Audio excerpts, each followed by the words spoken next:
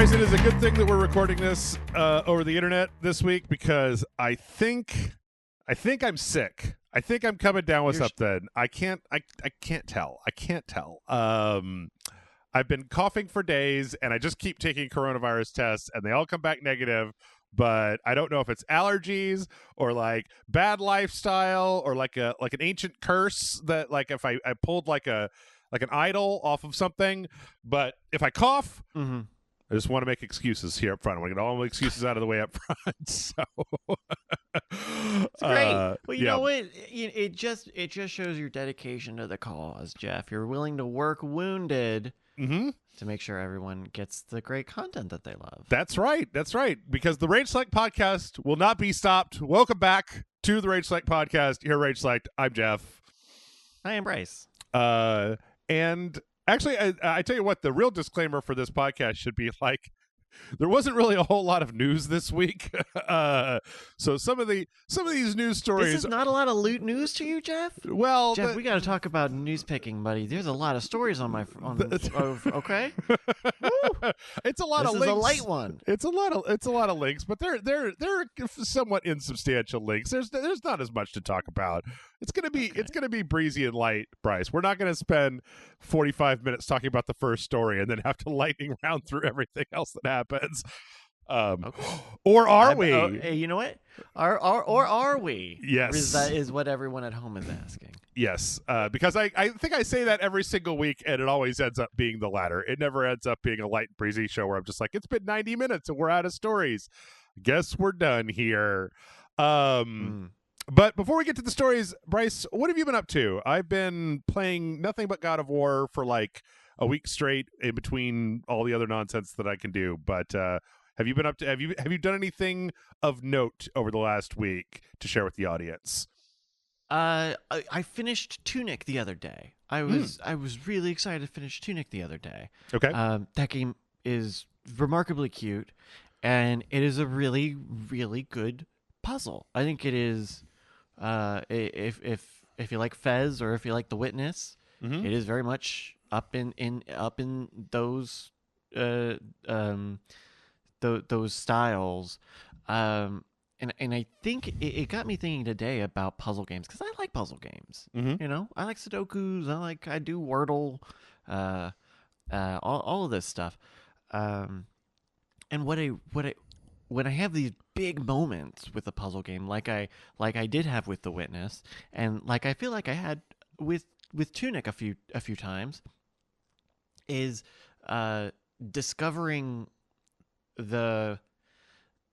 finding the discovery that the game creator meant for you to find, where you are not just going down this rabbit hole, but you actually get the moment when you break all the tension, where you get the thing you make it to the end, and you get this. I don't know. It's man, not to get into fucking therapy, but it's a little bit of closure.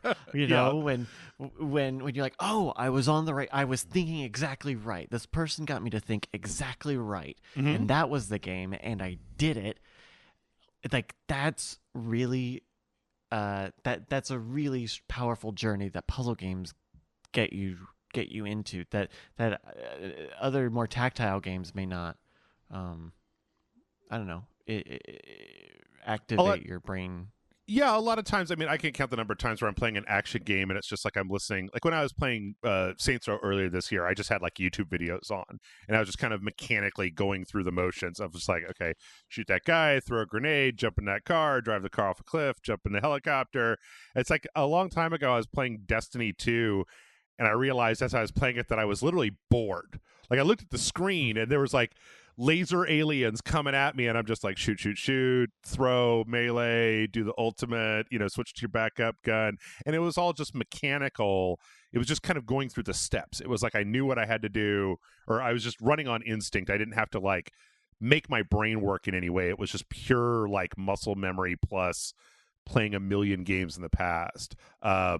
I think I know what you're talking about, though, because I have a hard time with puzzle games because I feel like a lot of times the pure puzzle games are kind of like like the Dark Souls of action games, where like the modern puzzle games a lot of times get a little bit too hard for me, and I'm just like, no, I give up. Meh. But I played all the way through that Curse of the Golden Idol, and that was like a puzzle game where it's like a little investigation mystery game, and I really enjoyed that, and I was able to figure it all out with, I think I did like one hint like midway through. But yeah, Tunic is cool. It's on our first story about game of the year nominations. But yeah, before we get to that, I don't know. I was thinking that also made me think about how like in God of War, people have been complaining that if you don't figure out like how to move to the next part of the story, like what the puzzle is to get up to that platform in like 30 seconds, like whoever's standing next to you will be like, Kratos, have you tried looking at that ledge up there? And people are like, just let me figure it out. And I'm like, no, don't let me figure it out. I'll be standing here for an hour turning around in a circle looking for this ledge. Jeff, you stepped in it. No, buddy, no. That stuff sucks. You gotta. We were talking about this the other day, though. Well, of these games where your helpers just give you the answer right away. Yeah, I don't know. It's no. Let me turn that off. I know what I'm doing. I've played a video. I'm a 30-something-year-old man. I know what I'm doing. Yeah, I don't know. Sometimes I want there to be a middle ground, because I remember that like everybody talks a lot about like Oberdin and Outer Wilds. Like those were two ones that were like really big. I stopped playing both of those halfway through because I got stuck and couldn't figure out what to do next. And I was like, get good. I'm now frustrated, and I don't want to play this anymore. I'm mad at this video game, and I'm going to go play Bloodborne. I know how to play that game. Get good, buddy. You can't be, if you're not able to, I don't know, some of us are just, I don't know, more able to adjust insurance claims than others. Yeah. I also, let's see, I was going to say also I watched, I didn't do much, but I did watch, there was a new Aqua Teen Hunger Force movie that came out this week. I've seen, is it good, Jeff? Please tell me it's good. It's not very good. I like it. It's not. Wait, okay, but what did you think about the other movie? What did you think about the first movie? I loved the first movie. In fact, I loved most of the series. I think that like I was watching it. It made me think way too much about Aqua Teen Hunger Force than I've ever wanted to do in the past. Where I'm like, I think that the Aqua Teen Hunger Force lives or dies based on how good the bad guy is. Like Aqua Teen Hunger Force, you know, we know the main lineup, and it's just like, what kind of crazy new antagonist is coming in?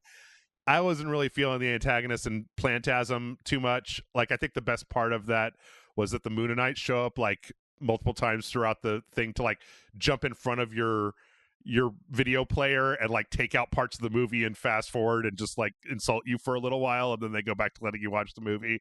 But it was, I don't know. I've liked a lot of the stuff. I really liked the Beavis and Butthead movie that came out earlier. Like, I liked I liked some of this revival stuff that's happened, but this one, it was just like, I don't know. Like, it just didn't do quite as much for me as I wanted. And I think a lot of it just came down to the fact that the bad guys were like, But I don't know. Maybe I'm wrong. Somebody's got to tell me movie of the year in the comments. But I had to imagine that with all of the Warner stuff going on, that no one really, like the first movie famously was a flop, but that's because no one had tried to make a Flash movie into a cinema before. Right. But I can imagine this one's a little more churned out, you know, like how they ordered like 10 South Park movies like 6 months ago for Paramount Plus. Like they're just gonna churn. I loved the Streaming Wars. I loved the Streaming Wars Part 1 and Part 2. I thought those were both hilarious. Especially the second one had this whole crypto subplot of making fun of celebrities shilling for crypto that I thought was amazing. Randy saves the day with like the power of Karen, where when he gets super drunk, he gets like the Karen haircut and starts like running around demanding to speak to people's managers, and it was great. I loved it. It was so stupid, and I absolutely loved it. So, but yeah, it's been a weird year for media in general, and I think that like the more I thought about it, the more that then it made sense that this week we had this story with the Game of the Year nominations, the Jeff Keighley's Game Awards Game of the Year stuff. There's a whole I don't know if this necessitated a 10-minute YouTube video to announce all of the different nominees for the Game Awards. For just like, you could, this is what the internet was made for, was making a list of text and putting it on a page that I could bring up on my phone. Like, I just want to know, did Jeff Keighley, did he just say God of War Ragnarok one time and then they just edited? He's like, I'm only going to say it once. I'm not going to say it for every time it's nominated, and then we're just going to use that same soundbite every single time I say, you know, a Plague Tale Requiem. Probably looking at this list, there's a lot of there would be a lot of copying and pasting here. Mm-hmm. So if you were making this rich text format. So it's funny because I went through and I looked at all of the nominees, and it was like, I've had this feeling all year that 2022 has been a really strange ass year for video games, where like I kept all of this year, I kept trying to play a video game and being like, I'm going to play all of Fire Emblem Warriors, I'm going to play all of, you know, this game, and I just kept getting bored halfway through. And like, but then for RageSelect, I had content all year because there was just this unending stream of like somewhat notable things that kept coming out, but then none of them were like good enough to keep my attention to keep playing them. Like I started playing Scorn or Stray. Those are both on the art direction list here, right? Like, and I didn't like Scorn. It was all goopy biomechanical stuff, and I just didn't really care for it. Or Stray, it was just like, this is fine, but it's just kind of like a weird slow adventure game, and that's not what I'm into. But I thought that this list really had some interesting stuff in it, like the fact it's kind of weird. Like they have the best fighting game, and Sifu is on the best fighting game list, where that's like, I don't, Bryce, does that seem weird to you? That seems really weird to me. That doesn't seem like a fighting game to me. I mean, it's a fighting action game. Mm-hmm. I think I did not. And granted, I haven't played Sifu, but from what I understand that game to be, where else will you put it? Where else do you put it if not in fighting? Do you put it in action adventure? I put it in action adventure. Yeah, I mean, like it doesn't. You don't. Actually, it is an action. Yeah, you don't even fight other people in that game, or I don't know. It's also, or like, you don't fight other players, right? You fight AI guys. At least as far as I know. I mean, that's a good question. Then, do fighting games need to have a multiplayer component?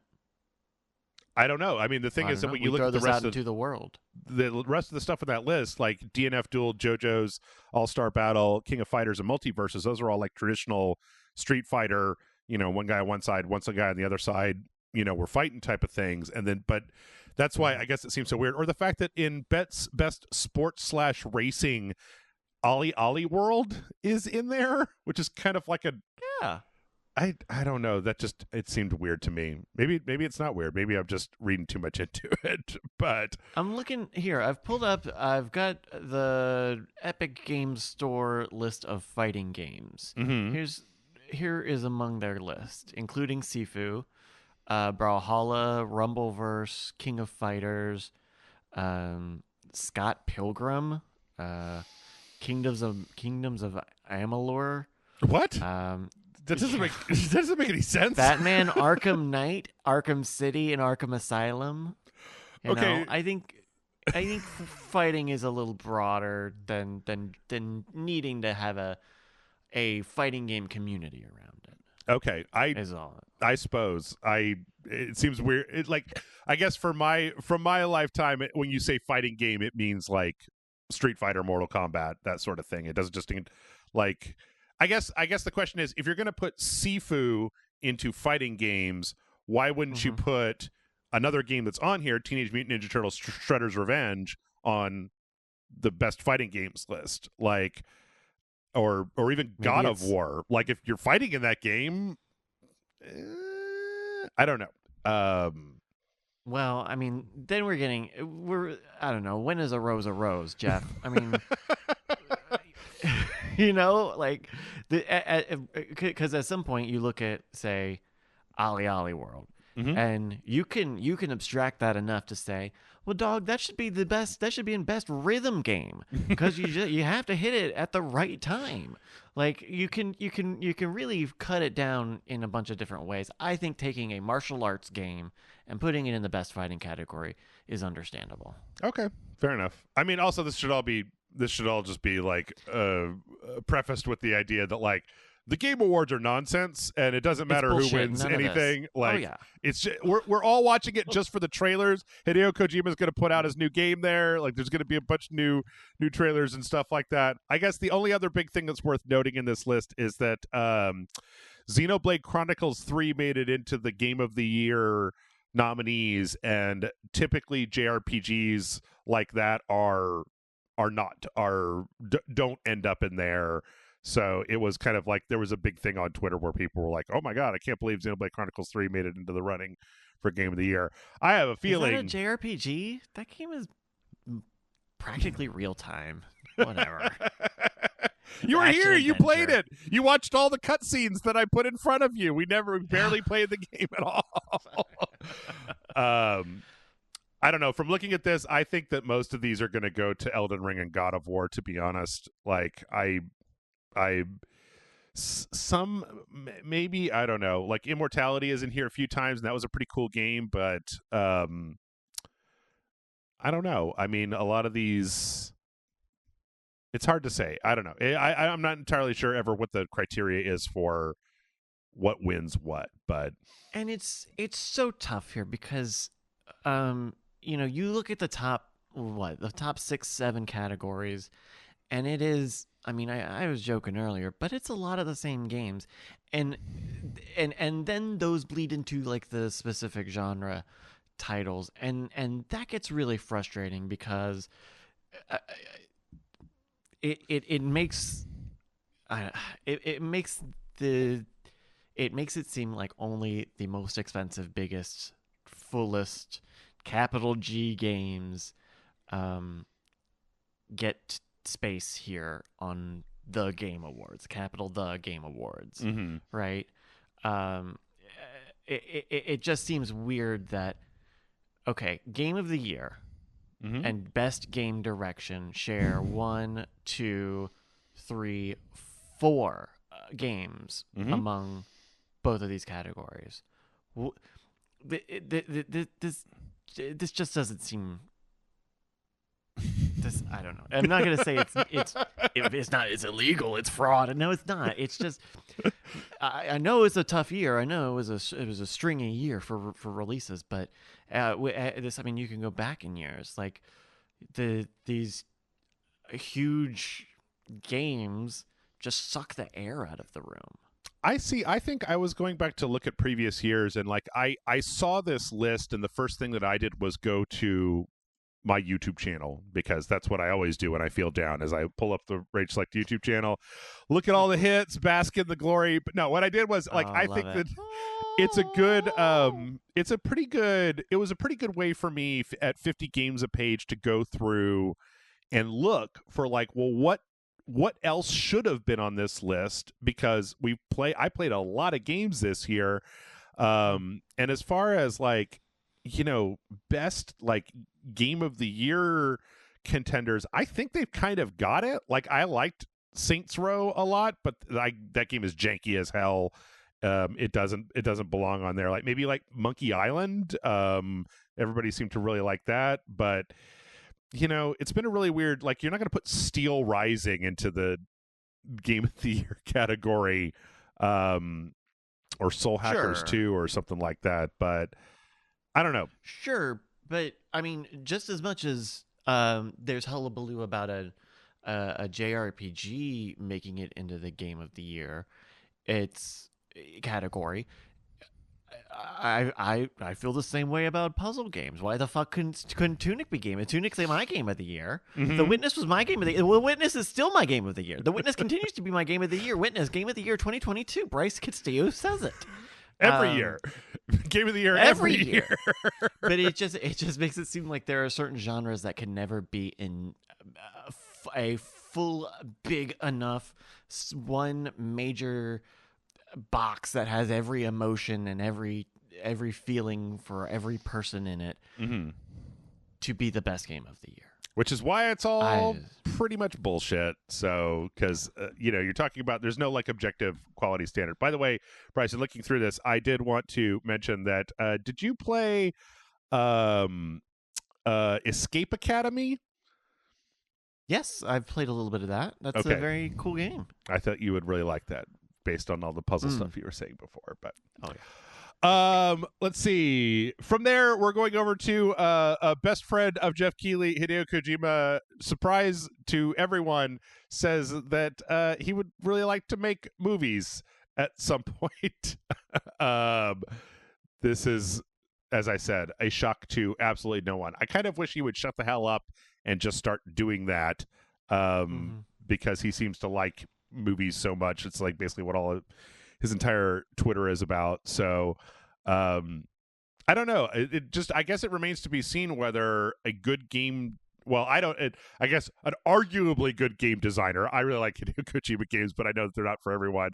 Would translate directly into a good filmmaker. Like, I'm not sure how much he was involved with directing like the cut scenes and stuff like Death Stranding and Metal Gear and some of that stuff. But I think that if he was involved, it seemed like he did a pretty good job. I don't know. I think I like Hideo Kojima's weirdness a lot, so I'm kind of willing to just let him do. I'm of the opinion you just let the man do whatever, and sometimes you're going to get gold out of it. But I don't know. Yeah. Would you go to the theater to watch a Hideo Kojima movie, Bryce? Oh, probably. Oh yeah, I would probably go. Absolutely. And like, this is the time for him to do it, right? He could never do this while he's at Konami. Yeah. And once he gets out of there, he's got to make a game, so he gets the Sony deal and does Death Stranding. So now's the time to do it, right? He's got if he wants to do it CG, he's got a great talented group of people who can do a CG story. Or he's got the means. He opened up a movie production studio, so he'll probably do something live action. He's got the means and the know-how to do it. He's got the name to get people involved. He's got the celebrity cash to do that. So yeah, it makes sense, and I would like to see what he does. I like his stories. Like, I think he's a good storyteller. I think he's got great ideas and interesting I don't know, perspectives on what speculative fiction could be. You know, Metal Gear Solid is a science fiction story, y'all. It is not. I mean, it is about war, but y'all, it's a science fiction story. There are androids in one of them. Yes, that is correct. The only thing I wonder though is whether, as near as I can tell, he's working on 3 projects right now. Because we're probably going to see the horror game that he's been making at the Game Awards debut. He's been teasing the hell out of that. And then he's got some kind of contract for something he's working with for Microsoft. And then Norman Reedus leaked like 8 months ago that they're in pre-production on Death Stranding 2.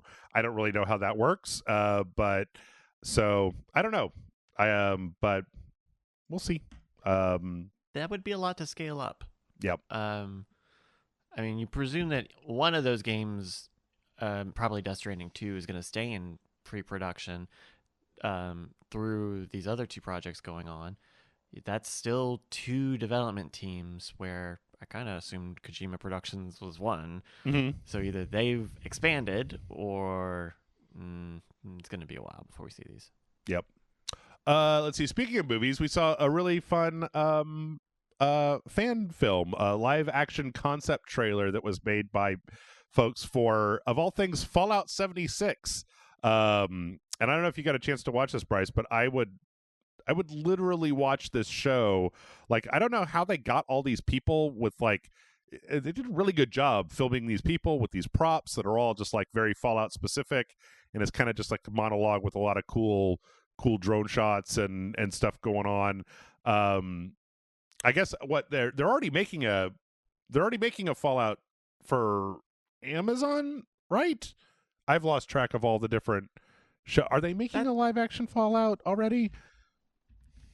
That sounds right. That sounds right. I think that sounds right. But it's probably one of the Yes. it's probably in development, which means it's just getting started. Yeah. So who knows where it will go. But yeah, this looks cool. It really, it shows like what good sound design, prop design, and cinematography can do. You Yeah. don't need a lot to be doing this. I mean, they've got good props and things, and you don't need a ton of it, right? Like you can do something like this on a pretty small budget, and if you, I don't know, you scale that up to a TV show concept, it could look something like this. Yep. Yep, absolutely. So yeah, it's called Fallout 76 live action concept trailer. I recommend that everyone go look at it. Yeah, and that's the good news for Bethesda Game Studios. The bad news is that we have an update this week on the Mick Gordon Doom Eternal allegations. Last week we went through the big whole Medium post.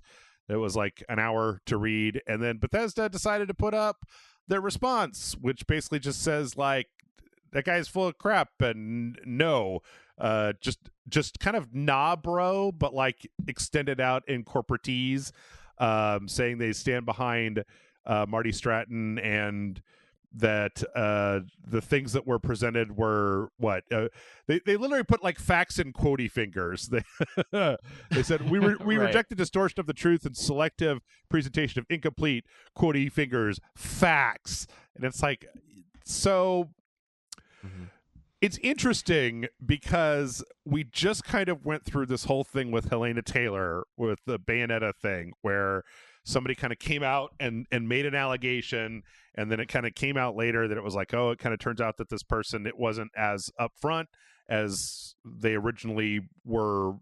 Like their story was very much accepted at face value.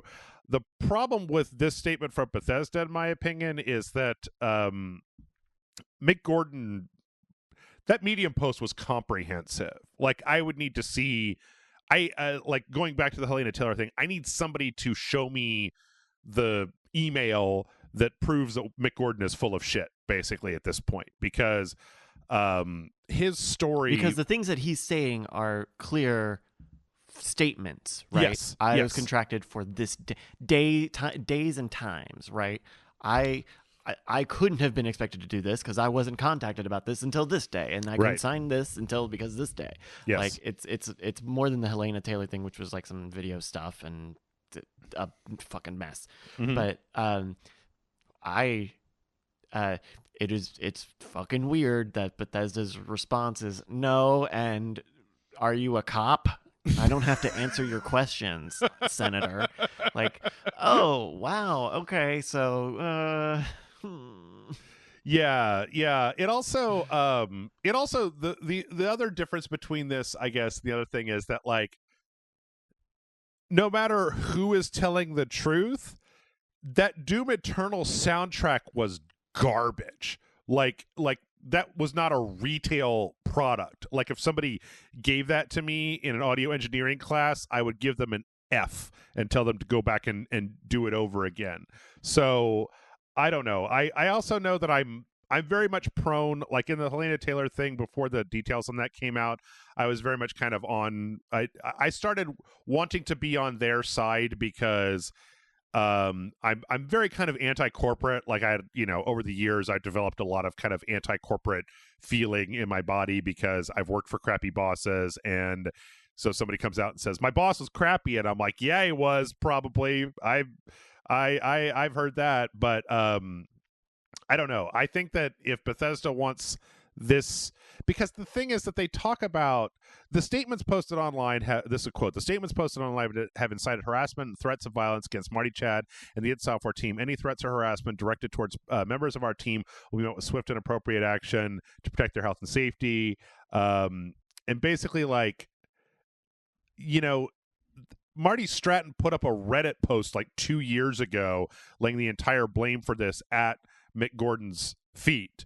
And like that in and of itself is an incendiary move. Like that is, the only reason to do that was to basically shift the blame onto somebody else. And I'm a little, I don't know, I'm a little bit side-eye at like that the company is able to do whatever to defer blame, but if a person tries to defend themselves, and like, whoa, guys, like we all got to be civil here, et cetera, et cetera, et cetera. So I don't know. It's possible that I'm just kind of doing this in bad faith, or I could be in bad faith because one, I thought the Doom Eternal was a big step down from the Doom reboot, and two, I think that soundtrack was garbage, and the explanation from Mick Gordon makes a lot of sense, and I don't also like a Reddit post from an executive producer on a video game throwing an artist under the bus, even if it was their fault. Like, in my opinion, the job of an executive producer / director / PR person / whatever at the company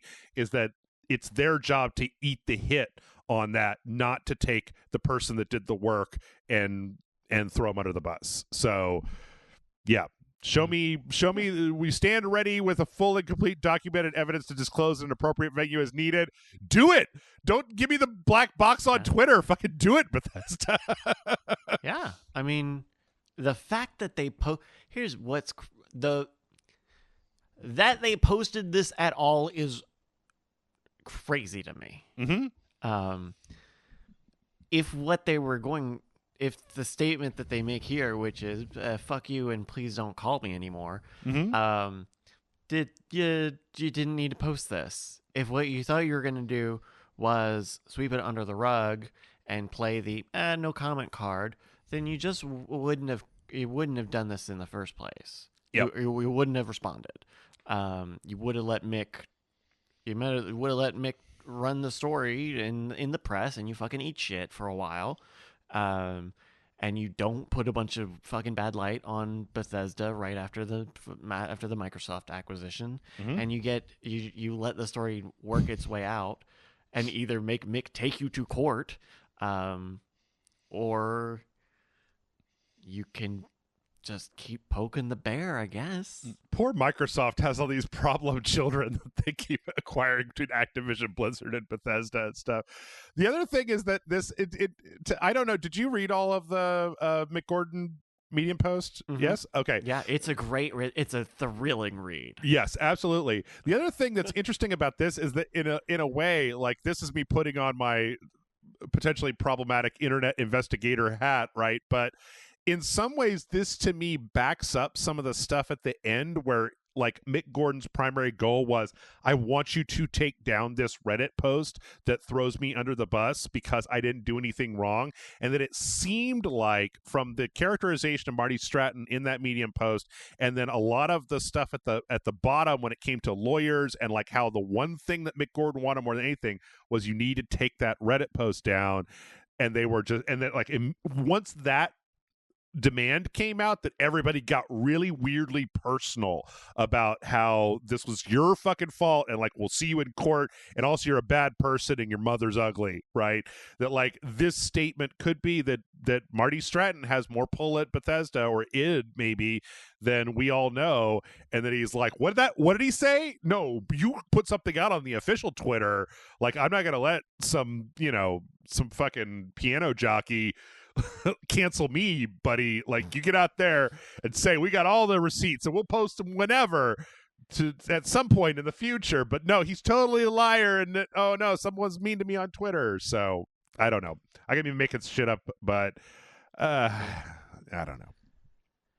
I mean, they're getting close to fucking around, and people have a way of finding out, Jeff. Yes, indeed. This is that's the thing. That's the thing about this. This is a little all over the place, but like, the thing that I keep coming back to this entire year, between stuff like this and stuff like Activision and stuff like Blizzard and stuff like this, is like, if you guys would just shut the fuck up and sell video games, this stuff would probably, like, and you handled this. I mean, not a lot of like public allegation stuff, but like, with the reputation that Activision currently has, is this really the time to be like out in front, anti-unioning it up on Twitter? Like, maybe let these flames go down a little bit and just sell your Call of Duty. But I don't know. Call of Duty Modern Warfare 2 was like one of the best selling Call of Duties in years. So maybe I don't know how this thing works. Maybe you just get out there, whip up public sentiment, and that's how it goes. But I don't know. They got call me when they got 2 Call of Duties.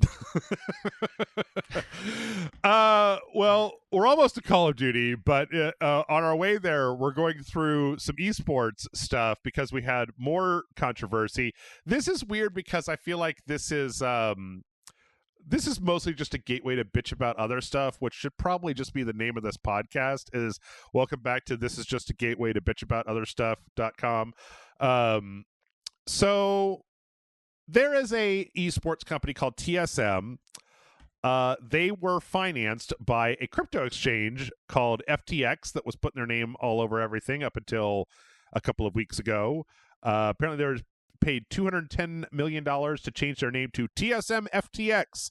For anybody who doesn't know, last week FTX, one of the big crypto exchanges, completely crashed into the side of the mountain and exploded into a fiery fireball of fire. So this week, TSM said we're suspending our partnership with FTX effective immediately, and then went online to change their handle from a TSM FTX to just TSM. And found that just as this one fire was in the rearview mirror, they found themselves driving into a snowstorm because they were unable to change their Twitter handle because of all the stupid shit going on Twitter. They were Their unable. display name, not even the handle, just the display name. Yes. And then apparently the end of this story is that they said that if you just like super spam the UI for Twitter with changes, eventually it kind of overloads the system, and they were eventually able to change it. So yeah, what a what a ride. Yeah, there's a little bit of a question about this in F1, doing the crypto sponsors, because if, for example, in F1, the 9 teams who have had a crypto sponsor, all of the coins that they've minted have lost money. Anyone who, say, would have watched the race and been influenced to use the service would have lost money. And so, like, how do we feel about that? Because crypto is how much of a responsibility? I know that at some point, there's, hey, they're paying me. That's what the relationship is. But at some other point, the whole thing. I'm not here saying the crypto people are obviously trying to steal all of your money. But you're not saying that? I'll say that. That's been the position of this podcast for a long time. Do not touch crypto. It is garbage. Think about this, right? If an investment fund was sponsoring this team, TSM, Charles Schwab, and Chuck only lost money, and only lost a lot of money. And that's all it was going to do. How do we feel about that? Doesn't that feel like the most disastrous form of capitalism? 100%, 1,000%. But there's also, I don't know. The thing is that I think that even a cursory glance into the details of what crypto / blockchain Web3 actually was should have clued people in. This was, I don't know. I get the feeling that You're making a very good argument that none of them should exist because they're all criminals. I mean, well, okay. So I don't know. I don't know enough to say. I think the main difference that I would point out is that Charles Schwab is beholden to rules from the financial sector that they cannot break lest the government come after them. And I don't know how much investment firms have do they have government financial protection? Is there? I mean, obviously, like investment firms are just fancy gambling, right? So, like, if you go to a casino and you bet on blackjack and you lose all your money, you don't go, "Hey, this should be illegal," or maybe you do, and then it's not legal everywhere. But I think the problem with crypto, gambling advertising, alcohol advertising, the tobacco advertising, there are long, complex rules across the globe about what you can and cannot do with all of those things. Obviously, crypto, because it is of the internet, is beholden to no laws. But at the very least, on a PR level, it becomes questionable about what you're doing with the audience that you have and that you're serving that brand to. Yeah. I don't know. It's weird. It's like, I was gonna say like a pet rock, but with the pet rock you get a rock. You have something. With a at pet the rock, end you of the get day. you get a gag.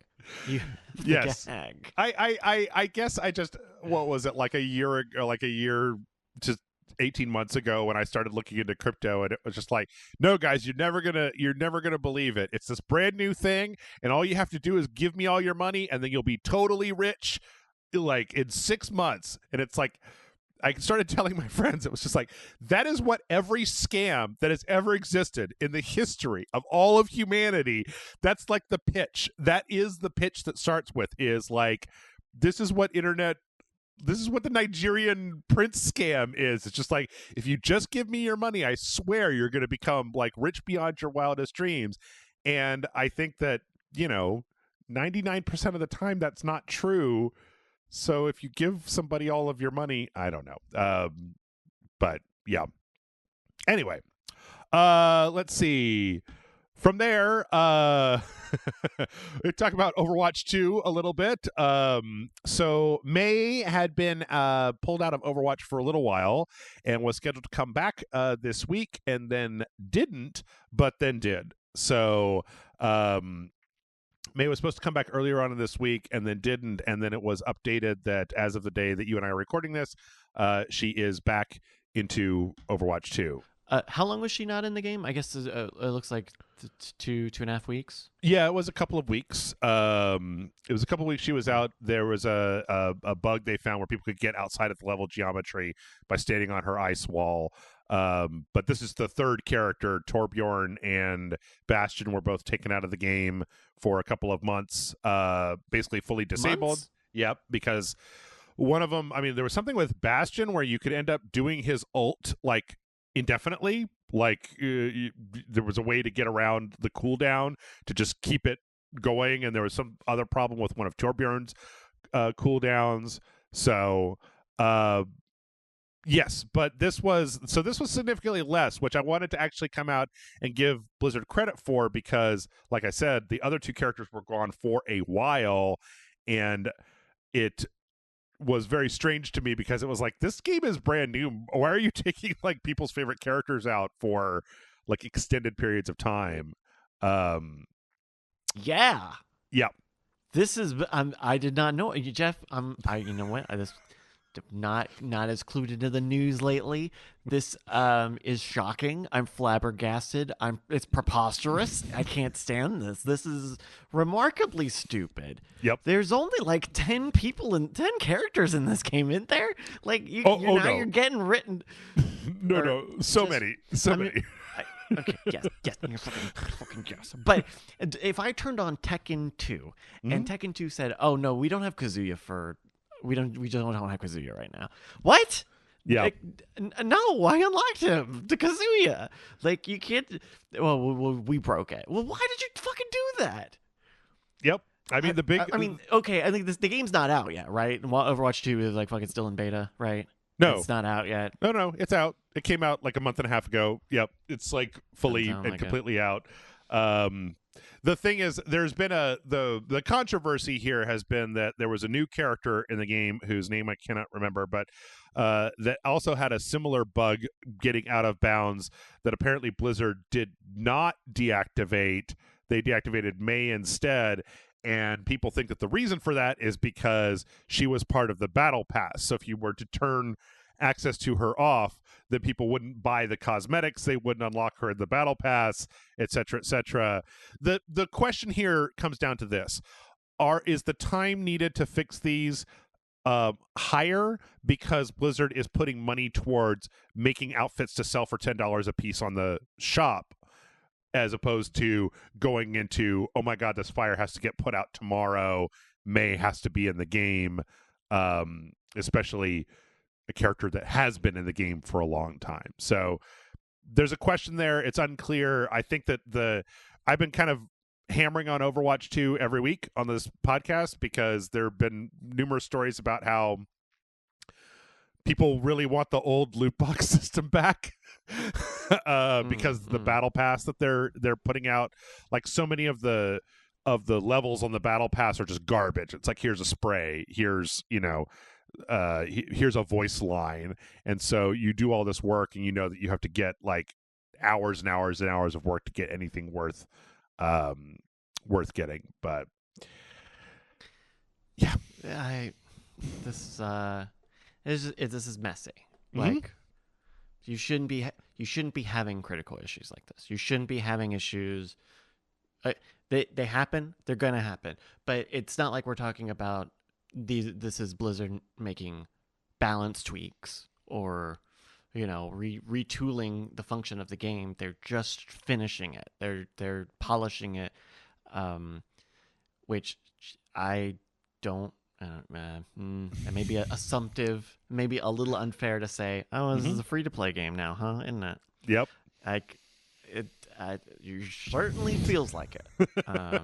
Certainly sounds like it. The original reason I had the story on the list was because before they updated to say that May was back in the game, one of the kind of current controversies was that they did put out a new $10 skin for May on the Real World Money shop when she was literally unplayable in the game. So this may show a little bit of, I don't know. I feel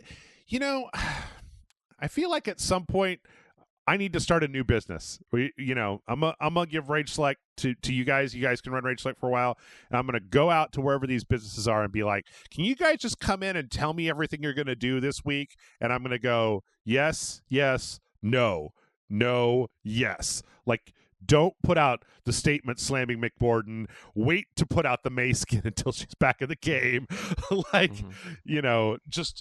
Just do it in the right order, and then I think it'll be fine, as opposed to doing it like this when it looks, whether it's true or not, it just leaves a bad taste, I guess, is what I'm saying.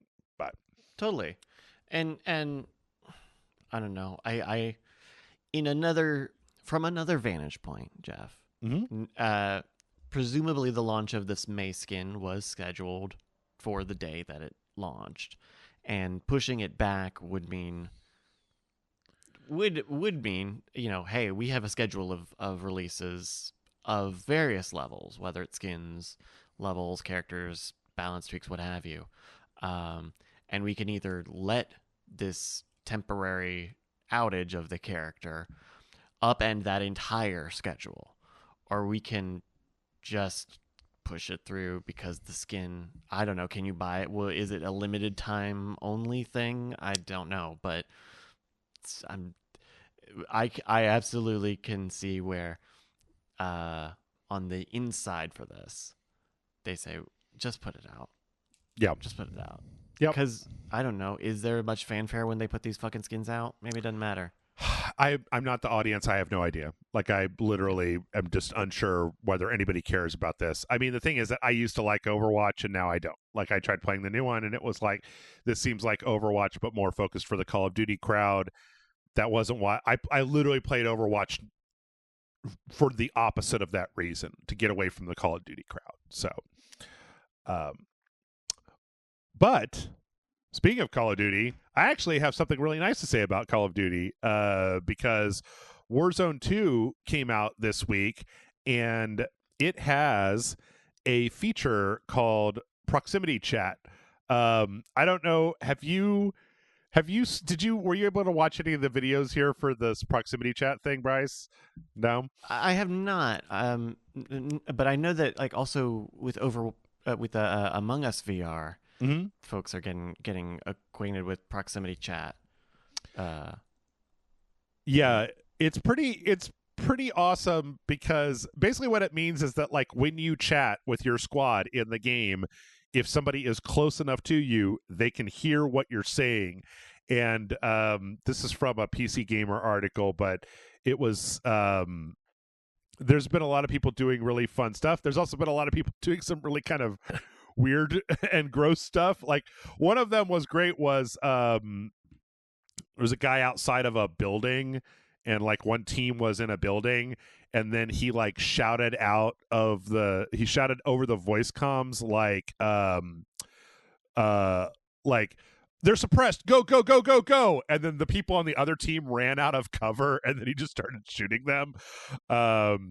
There was one where this guy like downed these two guys. He heard them talking and literally was able to sneak up on them and down them. And then like once he did that, he talked to them. He was like, "One of you guys has to have a revive, right?" And they were like, "No, we don't." He's like, "Well, you're playing in duos. I know one of you has a revive." And he's like, and then the down team is like, well, okay, what if you just shoot one of us, and then if you shoot the guy who doesn't have the revive, then the other guy can revive. And then at the end of the clip, the guy's like, "That's all right. I'm just gonna let you both live." And he takes all their best stuff and then just leaves to let them come back. On the other hand, there was another one where they had a team kind of cornered a guy on the top of a building and had him come down, and then told him they would let him live if he like threw all his stuff on the ground, and then they told him they would let him live if he like danced and crawled around and did stuff, and he did all that, and then they all laughed at him and then shot him anyway. Reminds me a lot of Rust, right? I remember this, or Daisy happened where they would like handcuff people and then like do real weird stuff, but that's now are people using in-game chat now? I'm old. I used to use Ventrilos. I thought nobody used in-game chat stuff anymore. I think they do. Maybe they do. Yeah. I mean, I know it was a big deal because when Battlefield 2042 launched, it didn't have built-in voice chat, and we were all like, "What? Why? How did that even happen? How did they even launch a game that didn't have a voice chat?" But yeah, I don't know. It'll be interesting. Jason plays a lot of Warzone, so I feel like I need to get Jason over here and put a headset on him and hit the record button and just leave him alone for 6 hours, and then edit together a highlight reel of Jason Murphy yelling at 13-year-olds through the headset in Modern Warfare 2. But yeah. Yep. Let's see, another Modern Warfare 2 news. They revealed their next battle pass, which apparently is it's funny, this is actually quite a bit better than the battle pass on Overwatch, where it now has like, apparently this new battle pass is going to have what they call sectors, so you can like look at the rewards for the battle pass, and then instead of just having it be one linear pass, you can pick like a kind of a direction to go in to work towards like a specific result. So it'll be like divided up into a number of different like quadrants, right? Then you like look at the rewards, pick which way you want to go, and then like kind of move in that direction to earn the stuff that you want, as opposed to just going down this Fortnite Overwatch straight line where you might be getting a bunch of stuff that you're not interested in, where you're trying to work your way all the way to like level 60 where the thing that you actually want is. Which I think is good, because I think they need to, it's like they decided at one point that battle pass was the way to get around loot boxes, but then the battle passes are all boring and unfun. So I don't know. This at least seems like it could be slightly better than the current iteration. What do you think, Bryce? Ready to play Modern Warfare? I mean, it's is this a battle pass? Is this still a battle pass? I don't know. I don't have any dog in this fight, but yeah, it's interesting. You know, there are a lot of battle passes out there that are asking for people's money every so often. So it makes sense that they would try something new, something that would give people more options. Because I know as an outsider, it certainly does seem like everybody is just going to get all the same stuff in the same order Mm-hmm. every time. Oh, I think that cool. I think that they might over. I think they might have over.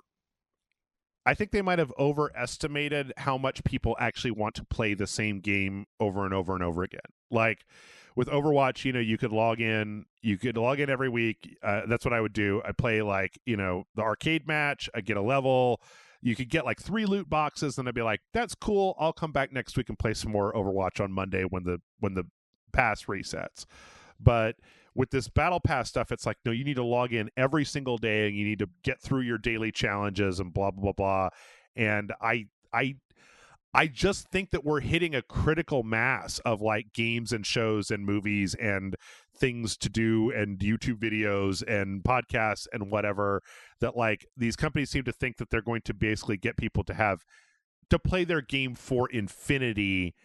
And I don't know, maybe I'm the one who's wrong here and everybody's just looking for their infinity game, but like, God, that sounds boring to me. Just like, I'm just going to play Call of Duty Warzone for a year until the next Call of Duty comes out. But I don't know.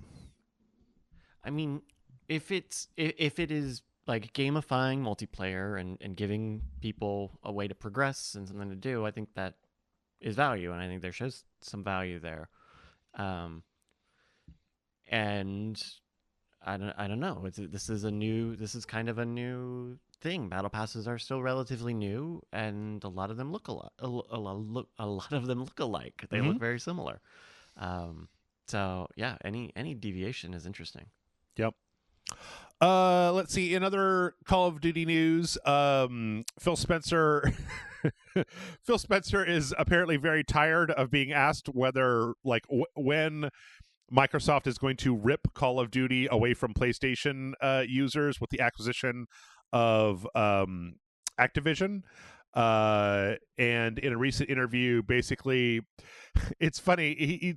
He's just like, there's a kind of an interesting duality here where he's like, we can't sign a contract that says Call of Duty will be on the PlayStation forever. Like, there are problems in that beyond just making that promise has its own set of problems that could end up putting us in breach at some point. We're not going to do that. But like, we're also, you look at like the sales breakdown for Call of Duty, and like they would lose a shitload of money if they were to take Call of Duty off of the PlayStation. So like, he talks in this interview about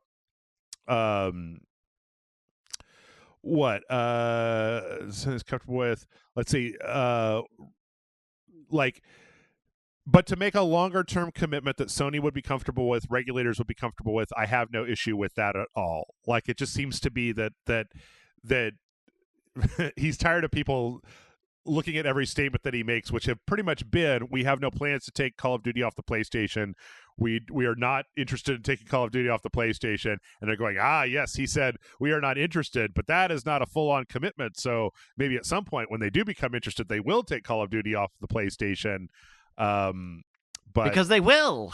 Like, yes. And like, Phil makes a great point. Like, no contract is going to be long enough to sate the worry that people have, yes, which is that, you're probably going to take this away at some point. Mm-hmm. And the reality, is they probably will at some point. Probably not now, probably not in the next few years, maybe not in the next decade, but eventually they will. Eventually it will be a card in their deck, and that's something they will do. What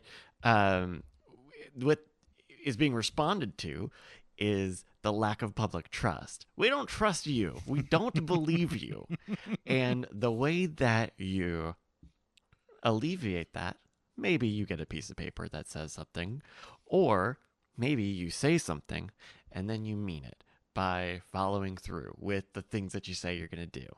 And that trust has to be earned. You couldn't write for all of the same reasons he says here. You couldn't write a contract that solves that problem, because you're talking about more than just one business transaction. You're talking about a larger movement in the landscape that is the video games. Mm-hmm. Like, I don't think it is too much to say like this is a big deal.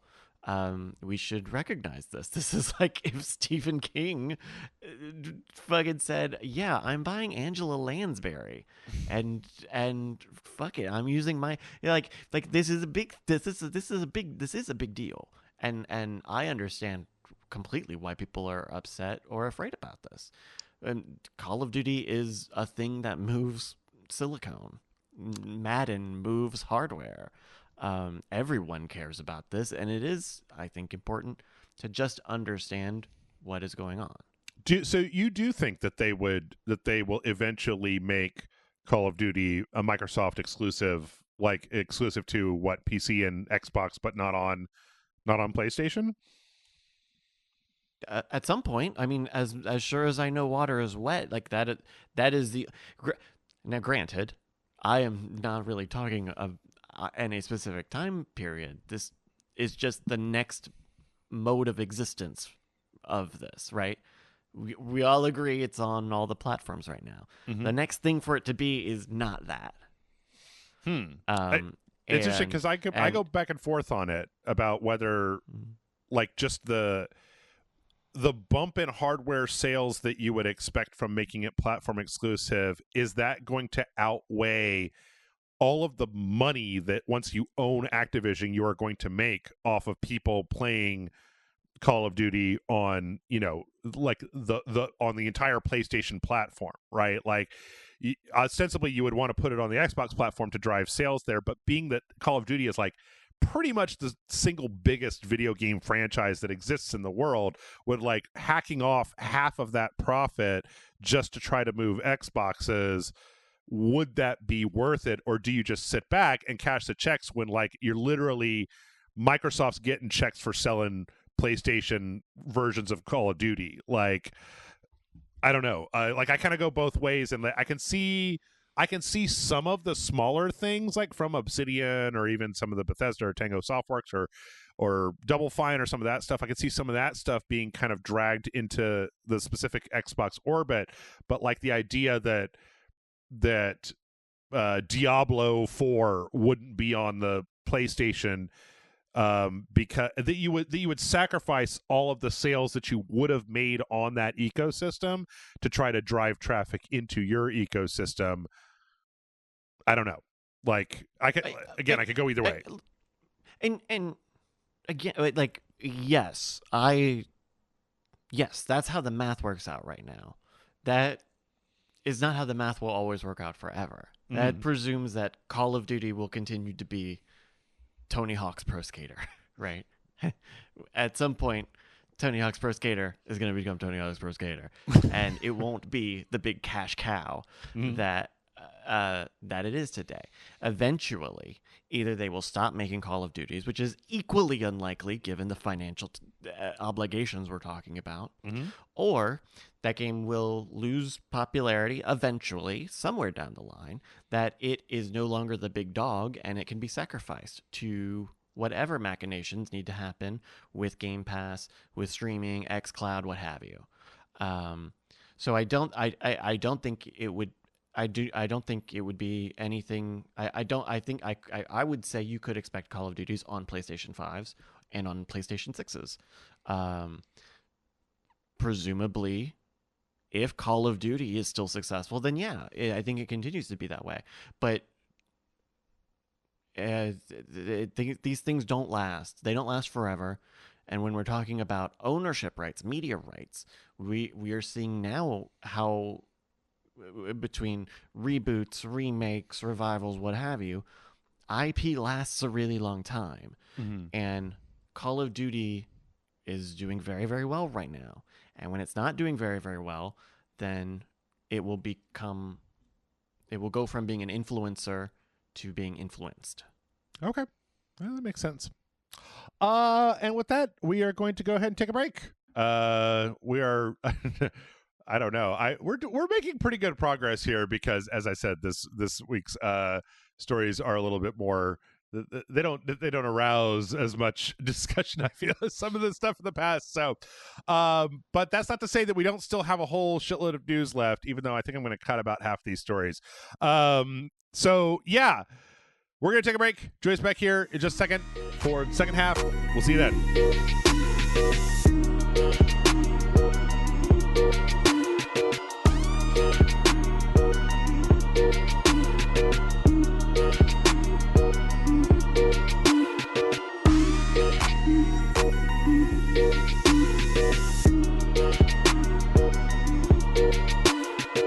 And we're back. Bryce, we're back. We got a lot more news left to go. Well, we have some news left to go. We have a moderate amount of news left to go. I don't know. Bring us through a moderate amount of news, Jeff. Somebody actually sent in a question this week to the podcast, and I almost feel like I really want to make room to answer it. So, we're still kind of in the multiplayer shooter section of the podcast.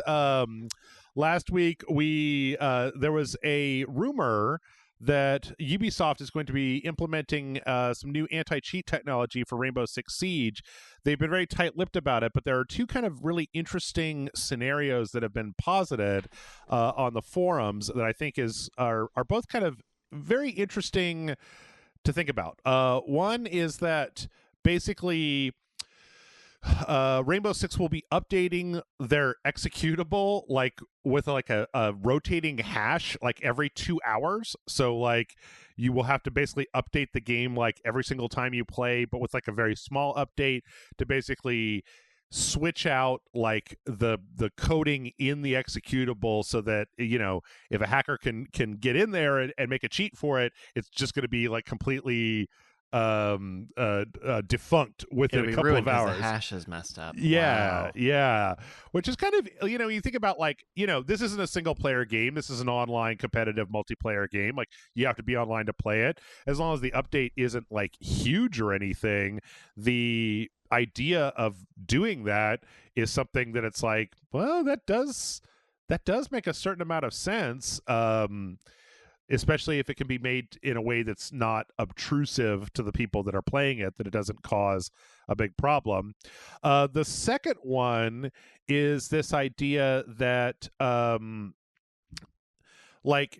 be several different versions of Siege that are all running on everybody will be running there'll be 12 different versions, and people will be running different versions that will be compatible with each other, but that if one of them gets hacked, then it'll only be in that one version of the game, and that the other versions will be safe because the code will again have some kind of hash or slightly different key or something in there, so that even if one of them gets broken down, the damage will be limited to that particular sector of the multiplayer. And I don't know, I really actually kind of like both of these ideas because rather than attempting to take, I feel like recently between Warzone's anti-cheat stuff, Valorant's anti-cheat stuff, we've seen a lot of developers making what are kind of considered to be really intrusive cheat, root level cheat services that run and just very much scan everything that's running in the background while you're doing it. And the idea of being able to not have to have something that severe running and instead kind of going in the opposite direction. Somebody made a really good, and this is another PC Gamer article, somebody made a good analogy of basically if the cheaters are basically unlocking the cheat engines, we're just gonna have so many locks that it's not going to be worth it to unlock any one of them because it's just going to be obsolete within a few days. So I don't know, what do you think about that, Bryce? That's an interesting way to approach anti-cheat, and if it means that they can get rid of some of those anti-cheat layers that we've seen screw with the performance of some of these games, I think that's smart. I think it's clever. These are online games, so you can expect that people will be able to authenticate at some point, right? At some point, it has to call home to get data, right? So that kind of makes sense. Yeah, I guess the question is, as long as it's reliable, right? Suddenly, I hope looking at, there's a great kind of graphic here of so one thing you could do is change the the order of information, change memory in the game, change the order that it does different tasks as a way to confuse or obfuscate cheating. And that seems cool as long as that doesn't fuck with the game completely. You know, as long as vector position being in the first or second spot isn't going to make, I don't know, everything explode, then I think this is fine. I'm you know what? Now that you said that, I'm kind of rooting for the everything explodes scenario, because that means that I've got a lot of really fun videos to watch on Reddit, on the Rainbow Six subreddit. But yeah, I don't know. We'll see. In other interesting update news, Battlefield 2042 is going into their third season, and it looks like this game might actually be in a place where it's like functional and like fun to play. Like one of the things that they did early on in Battlefield 2042 was they took out classes this time around, and tried to kind of make it more of like a hero shooter. So like individual characters would have specific powers, and it's kind of been universally rebuked by the community. So as of the season 3 update, they're just bringing back the classes the same way that they used to. Okay, hey, admit you fucked up and move on, huh? Yep.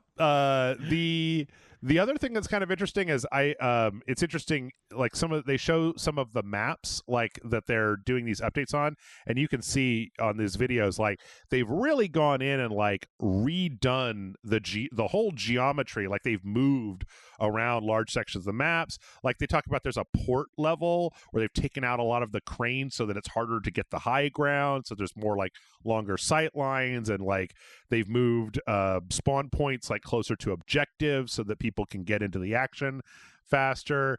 It obviously, like, all of this looks like really good. Like I've been crapping on 2042 for a while, and all of this seems like it's a good thing. The main thing I just want to put out there, of course, is that this game has been out for a year. Like this game did not launch in a production like sense. It was basically early access for an entire year, and the idea that it was a $60 game that was basically had to be fucked around with like No Man's Sky to make it into an actual Battlefield game. But it was made by DICE. Like it's not like they've never made one of these games before. But then when you look at some of these breakdowns, like they're really changing stuff up. Like things are dramatically different on these maps than they were before. So I guess the main question is just like, why did it, how did it launch in the state that it was in, and why did it take so long? Did they just have to shove it out to hit their Q3 numbers or their Q4 numbers in 2021, regardless of the state that it was in? Because it's kind of been one of the internet's favorite whipping boys for a while now, because it just wasn't. Like, I brought Jason Murphy on to play. This is his favorite online multiplayer franchise, and just within like 20 minutes, the air had just gone out of him. He just was like, "This isn't. I don't like any part of this." So, yeah, I don't know. I commend them for sticking with the game and continuing to improve on it, which it will be a theme of other things we might talk about later. I'm glad that they're sticking with it and trying to, but it's unfortunate that the starting point was so such big things that were missing, right? Wasn't it missing leaderboards at launch, or scoreboards? It had scoreboards. It was missing collisions. This was the one where people could hide in buildings for a while. Like big, again, critical issues, what you would classify critical issues. I'm glad they're taking care of it, but and seeming to improve on it, but you're still behind. Wherever you are right now at making this game better, you are behind. And I can't imagine what the community for this game must look like after all this time. Well, hopefully it's going to get a little bit of a second life, because the other the other announcement was they're getting a bunch of free weekends in December, but also the game is going to be on, if you're an EA Play subscriber or a Game Pass subscriber, they're just putting the whole game on both of those services. So starting in, actually, I believe it's this month. So, or maybe it's early in December. I can't remember. But either way, this is soon. Anyway, which, you know, I don't think this would be the first time that we've seen the Game Pass bump, right? Like, I think Avengers got a Game Pass bump when they put it on there. People who weren't interested in the first place just saw it on there and were like, you know, I'll give it a shot, and downloaded it, and then some people stuck with it. So, I don't know. We'll see.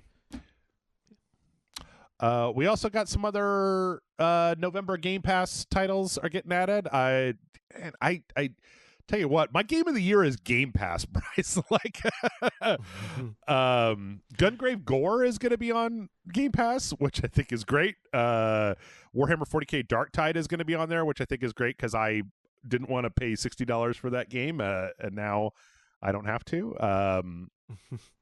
And yeah, Soccer Story. Soccer Story looks cute. That's interesting.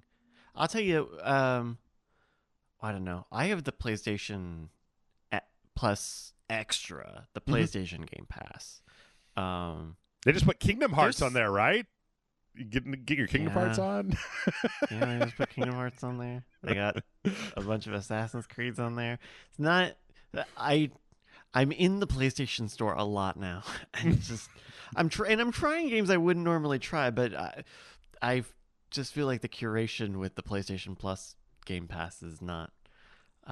They don't have Microsoft's fucking unlimited pockets. That's true. Yeah, I don't know what's going on. I go to the PlayStation Store, and like I see the stuff, but then I see, like, for a while there, for like in October or September, it was like there was all these like pet the cat, pet the bird, pet the llama, and then today I was in there and it was like quesadilla, yes, and the jumping quesadilla turbo, yes, and the turbo one. There was like a waffle game or something. There's a lot of fucking trash in that game. Have you seen, what is it, Cyborg Woman with a Gun? Yes, it's yes, like I have. 99 cents. And look, hey, I'm sure it's a kid or someone and I don't have any PlayStation 5 games published. I have zero. I got none. Bryce, I think you and we could probably get a PlayStation game. I mean, if they're letting you put Quesadilla Flipper on there, I think that you and I could get something done.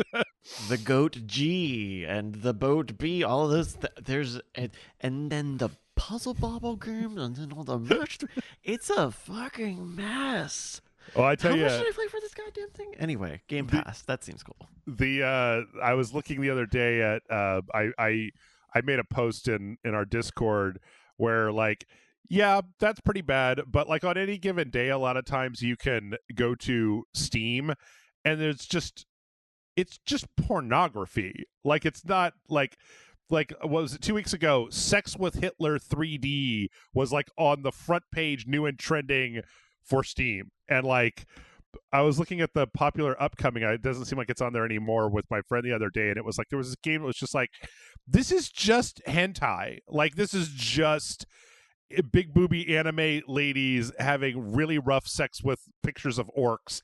Like, and this is on the like popular upcoming. People are really psyched for this porno game that's coming out. And it's like, well, if that's where we're at, then maybe Flip the Quesadilla isn't too maybe that's not too hard to understand. So I don't know.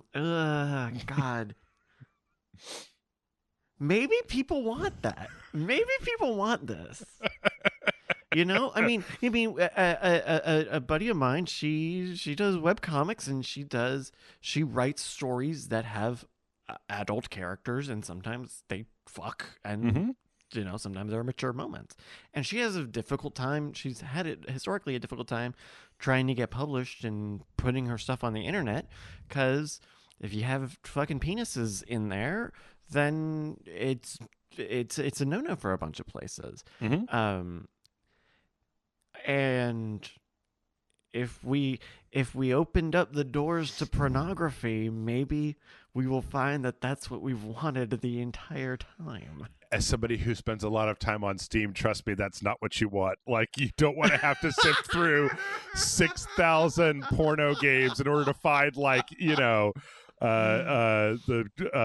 Goodbye World, the indie game about two girls making a video game. Like, you don't want to have to, you don't have to scroll past Sex with Hitler 3D to look for the new Bendy and the Dark Revival that came out last week. So, anyway, let's see. In other Xbox news, we did get a very brief story talking about how apparently the Keystone product, which was supposed to be Microsoft's xCloud stick that you plug into the TV, why it was canceled. We found out that it was canceled a little while back, and apparently it was because they just couldn't get the price low enough to go with performance, because Phil Spencer said that they wanted to make sure that it was like between $130 and $100, and it needed to come with a controller. Like, they didn't want to sell it just by itself without a controller. And given that the controllers are pretty pricey, I could definitely see how that would have fallen apart. So, but then what would the fucking box have been? It was basically like when it would have just been a streamer box, just a streamer stick, right? Yeah. Yes. Mm-hmm. I mean, I think that part of it has to do with the fact that, like, you do have to have, like, you want the fastest network connection available, so you do have to spend the money on that. Like, it has to have its own power source, so you have to have, like, you may have to include at least a USB cable in order to power it, like a Chromecast or something like that. And then with a full Xbox controller, wait, it just needs to be a fucking Fire Stick and with an Xbox controller inside. I mean, I know that, like, you got to use a good modem. You got to get this fucking Qualcomm stuff in there. But I think, especially if you're saying it comes with the controller and it comes with 6 months of games with Game Pass on it, I think you could make it. I think you could have made an excellent consumer proposition, even above $150. And I think the hidden cost here is the streaming cost, right? That, like, people, yes, need to be on, or I guess it comes if you give them a free trial of Game Pass, they'd get the xCloud streaming stuff, and it's a fucking streaming stick, obviously. Well, then that's the other fucking thing is, like, what do you even do with it if you don't have Game Pass or xCloud stuff? Yeah. And so suddenly you have this device where you have to be a subscriber to the Xbox. You have to have a good enough video and internet connection to be streaming all the time. But also you need to be saving your data and having a cheaper device, and all the cost of doing that video back and forth. I can see where it would be expensive, but it would not just be putting the fucking plastic together. It would be I bet they just can't imagine a way to actually sell it to anybody. I don't know who this device would be for, where you would go with that over a Series S, given the state of streaming versus owning a fucking box that heats up and shows pretty pictures. Yeah, I think that was what they mentioned, was that they didn't want the price to start to edge up until the point where it started to get within spitting range of actual consoles, because then it would be like, why would anybody buy this if they could just throw an extra $75 at it and get a Series S? So yeah, if they fucking figured their shit out and made like an Apple TV app, I would hook up a thing and I would get Game Pass and fucking. Why aren't they? Come on, actually, I'm glad. Maybe they were holding off because they were making this fucking thing, but they need to be making they need to get their apps and devices and shit together. Okay, no hardware. It's a software play. Fucking figure out the software. I think that the last time I noticed is that they were talking about, like, basically pivoting from that to native apps on TVs. So, like, there's already I think an app on Samsung. The main thing that I was thinking the other day was, I have GeForce Now. I kind of fuck with all of it, and, like, GeForce Now lets you go in and say, I want, like, GeForce Now will let you set, I want 1440p 120 frames per second. I don't give a shit how much bandwidth gets taken up. You can even pay more on GeForce Now to get like reserve a remote system with a 3080 in it, like for it's like $17.99 a month. And the thing is that it works great. Like it's totally a replacement for a full console. Like it runs. I ran Hitman on it with like a bunch of ray tracing turned on and shit. It was amazing how well it ran. The problem is that not every game that comes to Steam or Epic is available on GeForce Now because of the licensing. And then on the Xbox side, it's like you got all that stuff on Game Pass, but you can't manually set like the frame rate or the data cap or things like that. So it just kind of comes through however it's going to come through. Like I tried running Plague Tale Innocence on there because I have that on my PC, and it was like, oh my God, this is horrible. Bad frame rate. Like a lot of the PC options are turned off to keep the streaming working. So I don't feel like anybody has it. Well, actually, I think the GeForce Now has it figured out. It's just that they don't have the industry oomph to get Game Pass games on GeForce Now to get everything on that service. But yeah, I don't know. Still a big trade-off. Speaking of streaming services, Google has begun issuing refunds for purchases on Stadia. And I put this story on this list yesterday, Bryce, and today I started getting emails from Google giving me back the money that I spent on Google Stadia for video games. Man, you must have had a fucking payday. You got some fucking around money, maybe. Well, it's worth noting that you don't get money back for the subscription. They didn't refund the subscription to Stadia, so it's only if you bought stuff. So, like, I bought one full-price video game. I bought Cyberpunk when it came out to be like, how does it actually work on Stadia?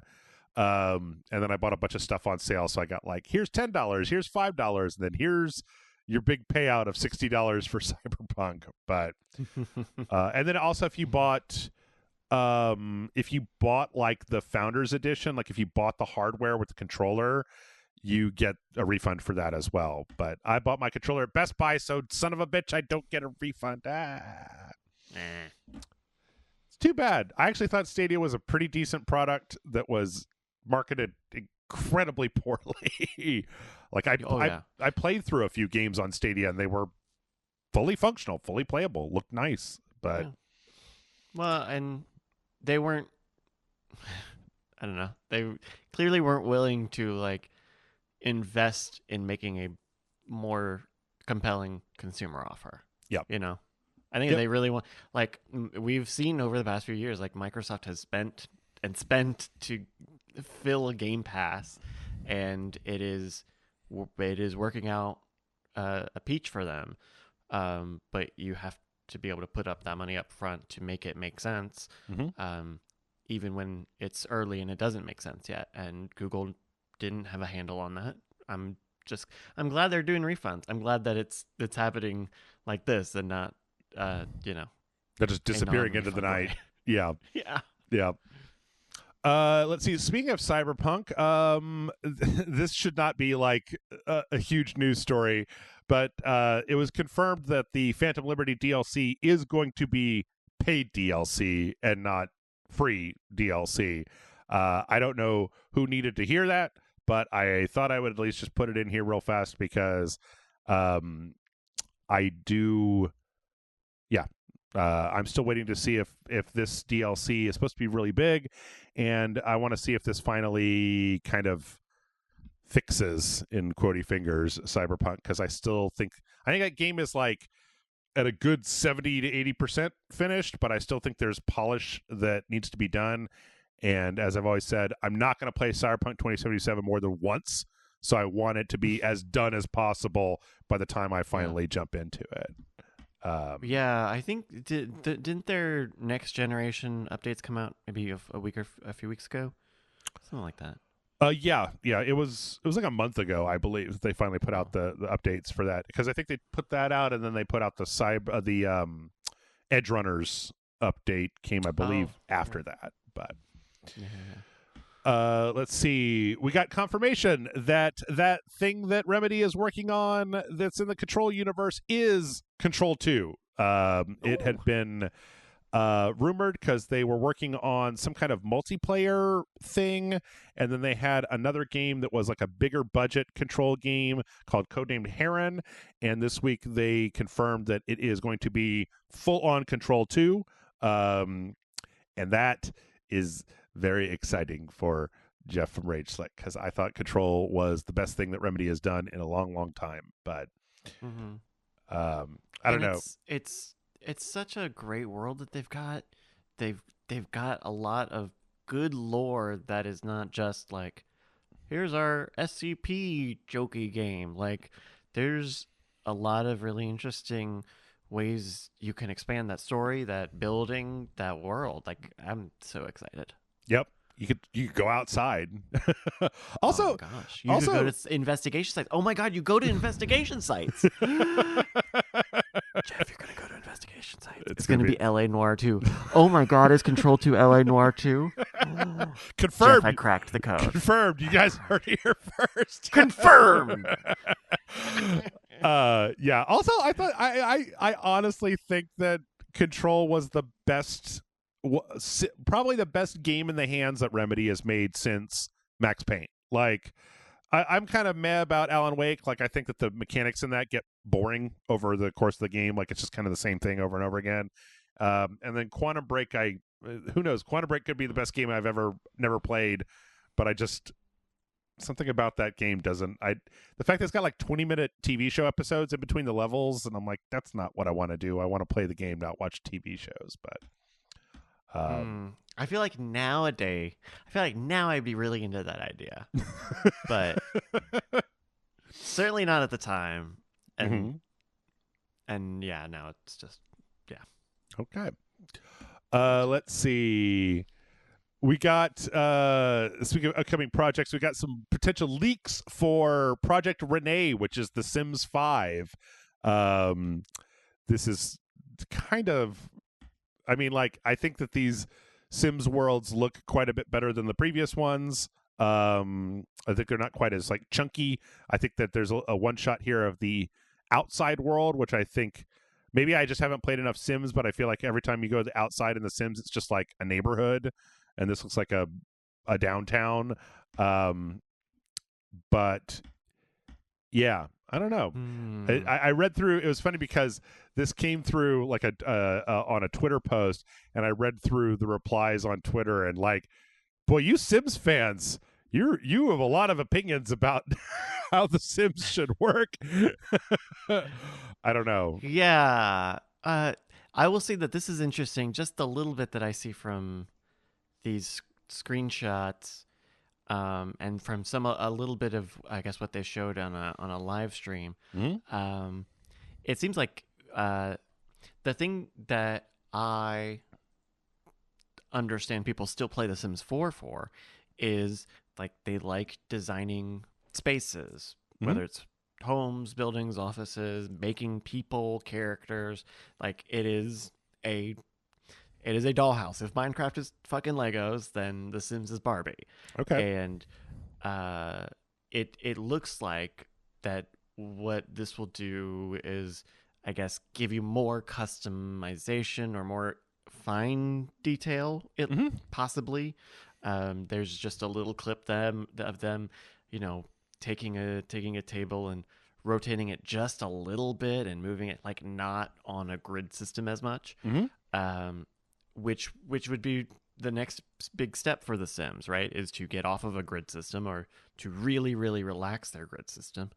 And then you're kind of back at where The Sims started, which was like an architecture simulator. Yeah, I remember when I made my condo where I live for a video that we did on The Sims, and it was interesting and frustrating in that, like, since everything snapped to grid, it was like, okay, I've got to make this entire place like just a little bigger than it normally is, because if there's a thing on this corner, then I can't get the table close enough, so it looks wrong. And so that fine level of control, I think, is kind of interesting. But then also The Sims freaked me out. It was like playing a horror movie, because I made a Jeff, and he was like a professional streamer, and he was an introvert. He was a lone wolf, and he was a nerd, and he didn't like to do anything but sit in his house and play video games. And then when I made him go outside, he got really nervous and peed his pants and went home. And I was like, too real, Sims. Too real. Poor Sim Jeff. Yeah. Let's see. Another this one. Oh boy. This one I'm going to get in trouble again, Bryce. I got in trouble last time. I talked about we did RageSelect videos generally have 1 to 2 down votes, but we had like 6 down votes on our Sonic Frontiers video. I think that Sonic Frontiers is like some real hot garbage. Like, I think that the fact that it's got a 75 on like Metacritic is stupid. Like, that if this game didn't have that blue hedgehog in it, that nobody would give it the grace that it is getting for being a really generic, like, Unreal Engine 5 open world. Like, I just slapped a bunch of geometry in this open world with like boring enemies as a placeholder, and then they like put it out.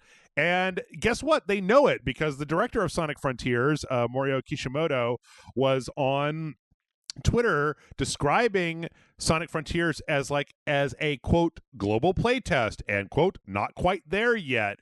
And it's like, guys, you are not No Man's Sky. Like, this is not acceptable to sell like a full price video game as just like an early access thing that you're going to come back in and make a real game later. Like, I don't know. I don't know if you have feelings about Sonic. I don't like Sonic to begin with, but the idea that like this new thing, they were like, it's like Breath of the Wild. It's like, that is such an insult to Breath of the Wild that like I hate that people said it out loud. Like, Breath of the Wild had this whole physics system and this kind of like dynamic action system and all these like really well crafted puzzles. And Sonic has like a bunch of free floating rails over generic like rocks and trees and enemies that just look like featureless robots. I don't know. This game makes me mad. Yeah, I could see what they're doing with this. At the same time, it's just disrespectful to talk that way.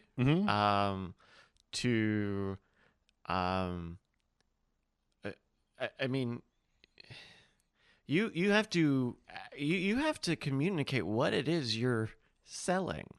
If this was a play test, public beta, whatever, you should have fucking called it that. Or early access. Or early access, yeah. Call it a version 0.1, whatever. You do that, because now it's an excuse. Not only is it an excuse, but if I believe it at face value, if I take what you're saying at face value, cool. So you're saying you just defrauded everybody, that you have spent all this time promoting this thing in the wrong way. I don't know what the best version of this they expect people to come, and you know, translation issues, language issues. Hey, I'll put a hand up if that's at issue here, but just a very it is bold to say, yeah, it's not even done yet, you chumps. Like, what do you think people are gonna say about that? Well, I mean, the thing is that the other interesting part of this was that I was paying attention to this thing all the way up until launch, and you know, IGN had these videos where they were like the first ones to put out footage of this, and the response at the time from people in the audience was like, this doesn't look like a finished video game, or if it is, it looks like a bad finished video game. Y'all should delay this. And they were like, nope, it's coming out in November or late October or whenever it was that it came out. Like, it's coming out this year. We're not going to go back to the drawing board. Like, this is what we wanted to do. And then it came out, and like, I played it, and it was like, well, the story was incomprehensible, and the gameplay was mediocre, and it didn't use its open world in a way that was all that interesting. I have a second stake in this. I have a personal stake in this because then two people were mean to me in the comment section, and so I was like, well, fuck Sonic then, and fuck everybody who likes it. Like, I don't know. Somebody was like, oh, if you go into this, if you don't have an open mind, then of course you're gonna hate it. And I'm like, I have loved so many games that have come out this year that I've played and gone like, I see where you're going for. Like, this seems like a good time, blah, blah, blah, blah. But like, this just seems generic as hell. And then the idea that the director would come out and say, yeah, we're going to go back and fix it later. And it's like, you can't. I don't want, I guess that was the thing, the double-edged sword of No Man's Sky was like, it's good that you fixed it, but it never should have been released broken in the first place. It's nice that you went back and fixed the mistake, but it now starts to become a thing like with the Battlefield 2042 thing where it's like, you knew this wasn't finished when you put it out, but you put it out anyway because you knew that you could also come back later because the fans of this franchise are not going to hold you to account because they're so desperate for games in this franchise. So, and to bring it back full circle a little bit, like, you made a promise to people that whether it's performance wise, that would be a top thing, but the issues that you have, I don't. It looks so boring. It's so boring. It just doesn't like at the end of the day. That's what I keep going down to is like, if you took Sonic out of this and put something else in it and put it online, this game would be rated as like a 5 out of 10. It's mediocre. It's kind of uninspired. It can be fun to turn your brain off and play it. Like, but the fact that it has Sonic in means that it has like a 70, like a high 70s on Metacritic, and like an 8.5 Metacritic. Come on, who cares? User score. Well, I do because it means that they're gonna. I don't know. It's no. I mean, we're like. I think on the objective side, like, there's space to disagree. I have not even played the game, so I don't know. Yeah. But if the response to any of the conversation around this game is, we're gonna fix it, like, good for fixing something, whether it is a subjective part or a substantive part of the game, or balances and tweaks and optimizations, what have you. You are admitting that some amount of this is not all the way there yet. Yeah. And like, that's tough to do, but this is about trust. This is about saying what you're going to do and doing it. Mm-hmm. You know? Yeah. And you know, we had talking about Phil Spencer, you know, well, we can't sign a contract long enough to make people feel okay. But you certainly will sell pre-orders early enough. Right. Yeah. I agree. I mean, you certainly take players' money before they get to see anything. You will take their money the very second that you have nothing to show them. Yep. Yep. No, it's no good. I still think the way to fix this particular problem is that all storefronts should be legally mandated to allow people to return video games. I think that the industry has been leaning on this, like, people will just buy it and then beat it and then give it back. And like, that used to be a better argument, but now that every game is like multi-hours long, like, you can't beat that many games in 4 or 5 hours. Like, and you could track if you purchase digitally, but even so, I don't believe that. I think if you look at the way that Cyberpunk's refunds happened, where they gave people just an unlimited refund policy and they still made a shitload of money because people just weren't interested in refunding what was ostensibly a broken at launch game to a certain degree, that if some of these game developers were taken to task for putting out an unfinished game by losing a bunch of money from having to cover refunds from the people that they bilked out of their hard-earned cash, then I think that would focus their attention and keep them from doing this early access, we're going to take a year to fix it bullshit. Now, it probably is going to be, there'll be a story at some point of some developer where something went wrong and some poor indie developer went out of business when they had a good idea. But to be honest, the problem is so big that imagined scenario to me is not enough to keep that from being a viable option, because with most other products in at least the United States, if it's a if it's a bad product, you go get your money back, right? Like you return it, because if somebody sells you an incomplete if somebody sells you a chair and you get it home and it only has 3 legs, you take it back and you get one that has 4 legs. So, well, and what you're describing would, I have to imagine, only come with a much larger paradigm shift in the way that we buy and play games. Yeah, hey, I can't sell any of my games on Steam despite having bought and presumably owning them. Mm-hmm. What the fuck? You know what you can do on Steam, though, is return a game. If you buy it and play it for less than 2 hours and it sucks, you could be like, this sucks. Give me back my money. I've done it before. But sure, and that's true. And also, I own it less than this stack of papers. Like, yeah. I can't, to me, returns or refunds, whatever, like, you can't, it is just accepted that you don't buy games, you buy a license to access the game that they can, whatever. Now I'm just wishing out loud.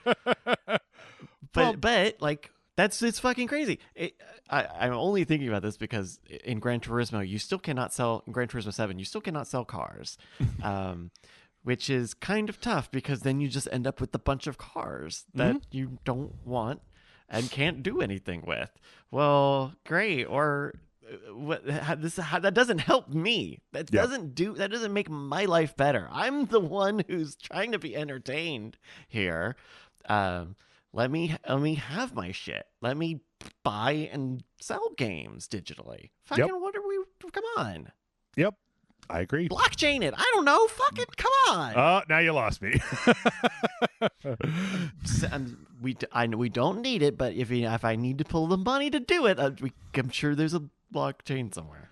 If you let me purchase it on the blockchain with money and not tokens, then I might, like, with money that is regulated by like the United States financial system, I might consider that. But there's nothing stopping them from doing that.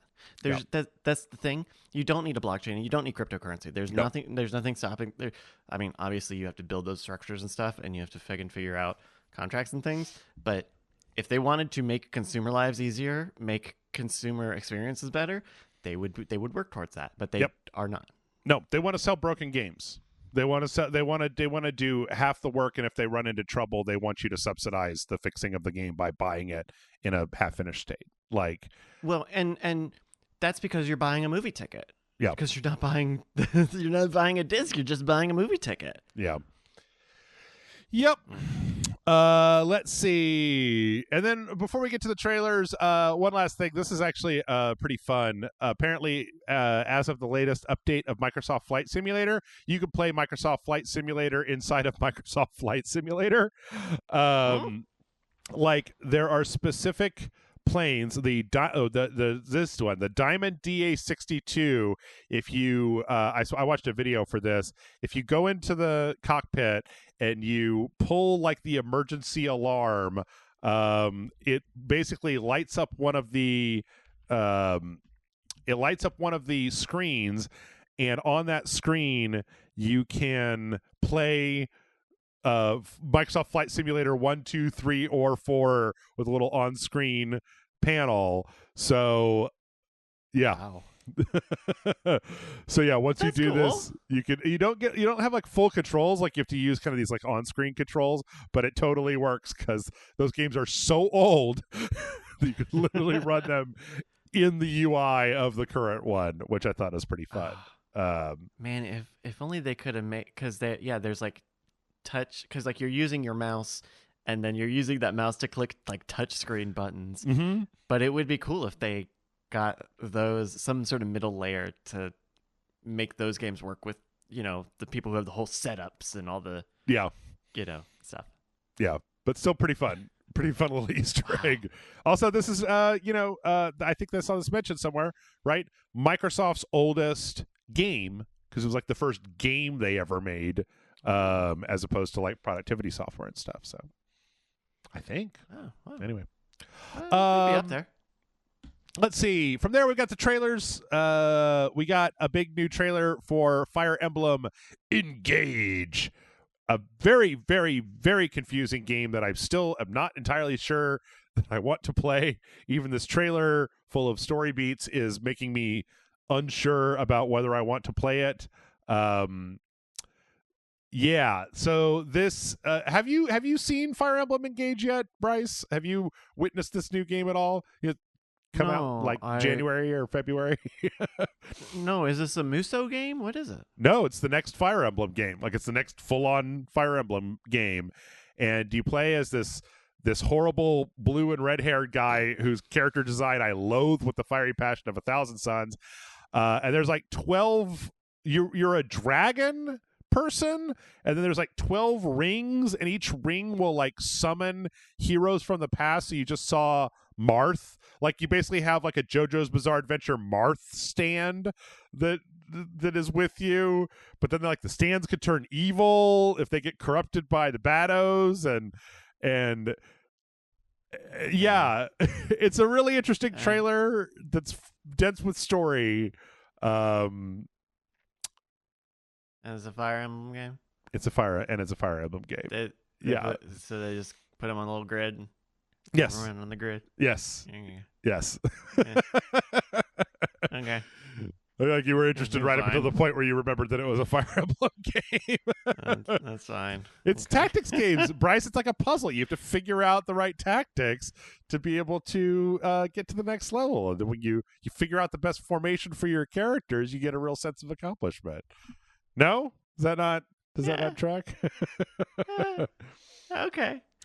This is a lot. I don't fucking play these Fire Emblem games, so I don't know if this is like mind blowing to have all of these CG cutscenes or not. But it's yeah.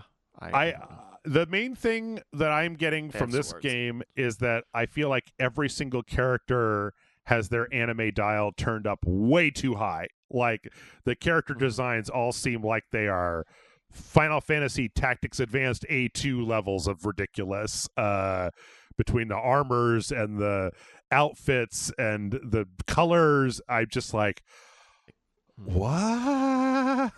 So yeah, but okay, but write in. Hey, write in if you like Fire Emblem games. I beat the last one. I put in the time. It wasn't worth it. It wasn't worth beating.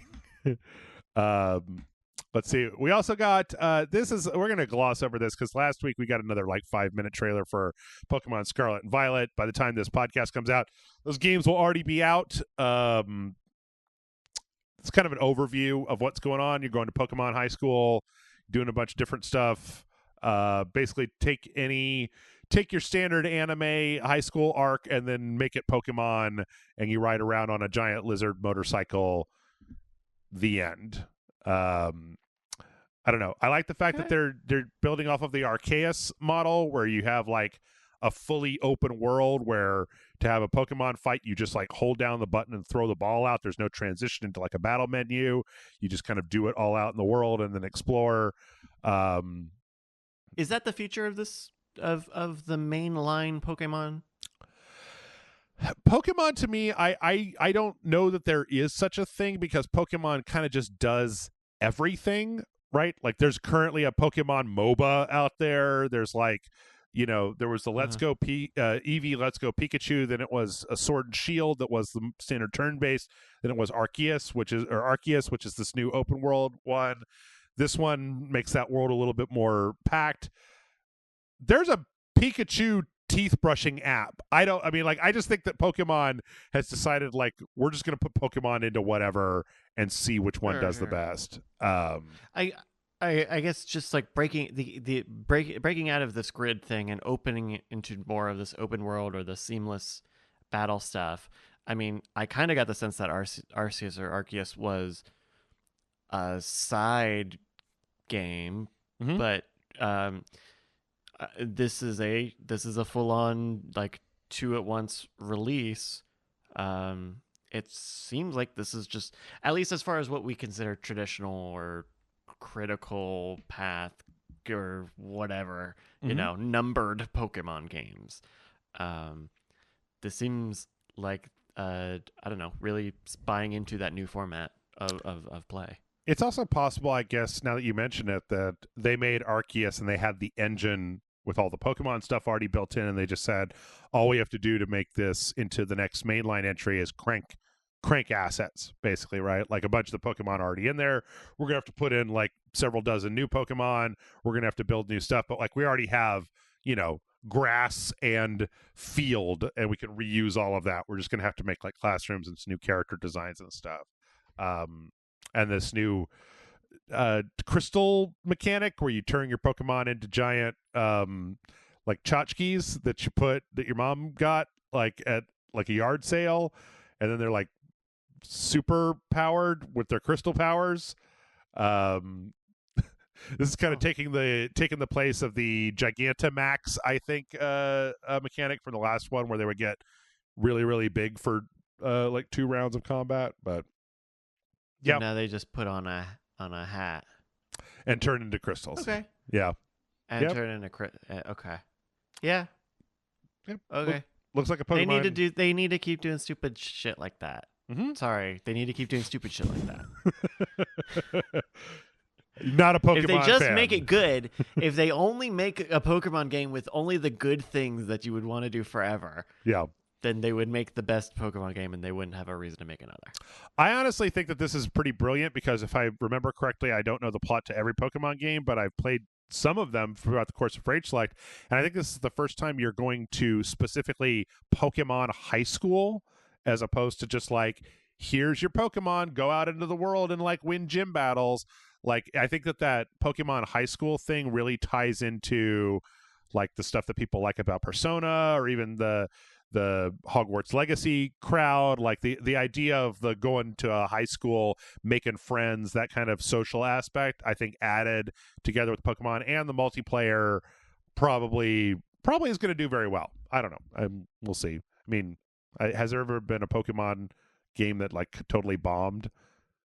The Tekken one bomb state arena Pokken tournament? Yeah. I don't know. I mean, I guess like, what is a bomb for Pokemon, right? It's true. Probably still going to be incredible. We also got an overview trailer for Gungrave Gore. I honestly cannot wait to play this. This is the latest in the Gungrave series. It goes over the plot. The plot is incredibly stupid. There's a new super drug that's turning people into aliens or something, and like the Viper Syndicate is like running the drug out of this crazy city, and we brought Gungrave back to life to go in and kill everything in sight in order to get to the city. And just as I hoped when this was originally announced, when you look at the gameplay, it looks just like a PS2 game. I believe the last one was a PS2 game, where just like a third-person Devil May Cry over-the-top shooting and blasting and explosions and particle effects everywhere and new metal soundtrack and a dumb anime protagonist that growls at everybody. I just can't wait. I want to play this game really bad. It definitely looks like a Studio Grasshopper game. It's not. But it's close. Yeah. No, I get it. Yeah. Destinations. Ooh. Yeah, they talk about you go through. I was like Japan and Vietnam is in there at some point, and then there's like this huge city. Yeah, I don't know. It looks absolutely ridiculous, like a bunch of dumbass fun, and it's going to be on Game Pass. Totally going to play the hell out of this. Maybe, I don't know. Depends on whether I'm done with God of War by then. Bryce, I got a little something for you. Wait, no. Yeah, we're not going to talk about Forspoken because I'm tired of talking about it. Rainbow Six, Tom Clancy's Rainbow Six is getting a crossover, which I'm sure that you'll be super excited about. A near replicant outfit for your Special Forces operator in Rainbow Six Siege, complete with the grimoire vice and like weird runic gun skins and like just like the whole near thing. The look on Bryce's face, I wish y'all could see it. It very much is kind of the epitome of what and also but why and also what. Wow. And not just that, but there's going to be a 2B one as well. This is with the little tease at the end. So,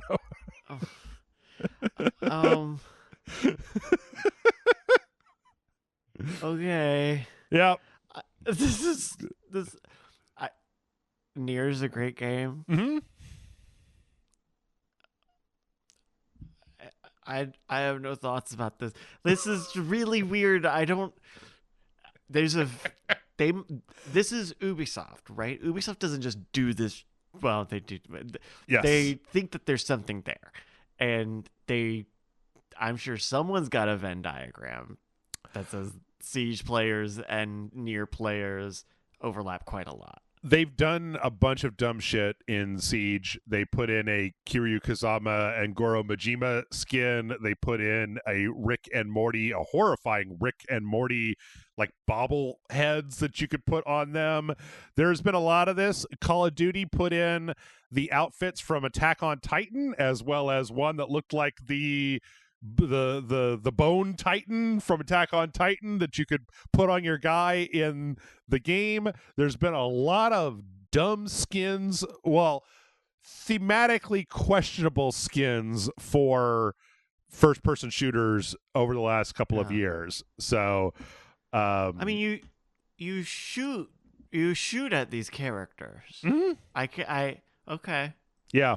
Like the Yakuza games always tend to have a story beat about being surprised that someone has a gun and then having to deal with one guy with a gun. Mm-hmm. Kiryu has got very little to do with an assault rifle. Yes, that is correct. You are 100% correct. I said pretty much the exact same thing. When we did this, he's got a skin for the gun that is his dragon back tattoo. Oh my God. It makes absolutely no sense from a thematic standpoint, but people just want to look like their favorite guy in a game, and there you go. I mean, it wouldn't be weird in Fortnite, so this is not weird to me. Yep. That's what I will tell myself, and eventually I will believe it. Yep. Warhammer 40K Darktide got an intro trailer that just kind of went over the whole thing that's going on in Darktide. I'm actually really excited for this because I like the kind of 4-player survival stuff, but the last one that I did was Vermintide, and it was OG Warhammer, like you're fighting a bunch of rats in a medieval setting, whereas this is the crazy dark space marine future, where you're going to be fighting a bunch of chaos. What's kind of interesting about this, and I think that more games should do this, was that since the original Darktide trailer showed a group of 4 characters in a pre-rendered cinematic, much like this one, and like it was unclear what was going on with them. This like next to launch trailer flashes back to those characters and shows their grisly death, because since that trailer was announced, they've reworked all of the main characters that you'll be playing in the actual game itself. So that's a clever way to do that. Yep. So we changed our characters, so we had to kill them. So we killed the guys from the original trailer instead of just pretending that they didn't exist. But yeah, that's why Final Fantasy 15 took so long, because they had to actually kill a guy. They just had to get through the court process. They didn't want anyone to know. Yeah. Let's see. Quick announcements for release dates. Horizon Call of the Mountain is available for pre-order and will be launching on the same day as the PSVR 2 in February. That had not yet been confirmed and on our last VR update. We Were Here Forever got a release date trailer. Have you ever played any of the We Were Here games, Bryce? Maybe I played a little bit of one of them, but not If I did, it would have been for a minute. I think you would really like them, considering what you were saying earlier about puzzles, because this is like a mandatory co-op game where you have to play it with another person. You were telling me about this. Yeah. Where you have to play with somebody else, and you really have to like communicate to solve kind of. Yeah. Yep. And it was on PC for a while. It came out on PC this year, but they're finally putting it out on the PS4 and the PS5. And along with the voice comms and stuff, I think it'd be good. This one was pretty universally acclaimed. I played a little bit of it with my friend Tessa, and it was definitely like, yeah, they'll put like one person. There was one where it was like one person was on the ground on like this chessboard, and then the other person was like looking over it, and there would be like specific tiles that would come up on this big screen where if they stepped on those tiles they would fall through the floor, and so then you had to guide the person on the chessboard from, it's like go left, type of thing. Lots of good stuff, and then a lot of them are really esoteric and they don't explain the puzzles, so you have to like work with your partner to figure out like what is the puzzle and then how do we solve it. So January 31st. Cool. Nice. Yep. Let's see. What the Bat got a release date, a trailer.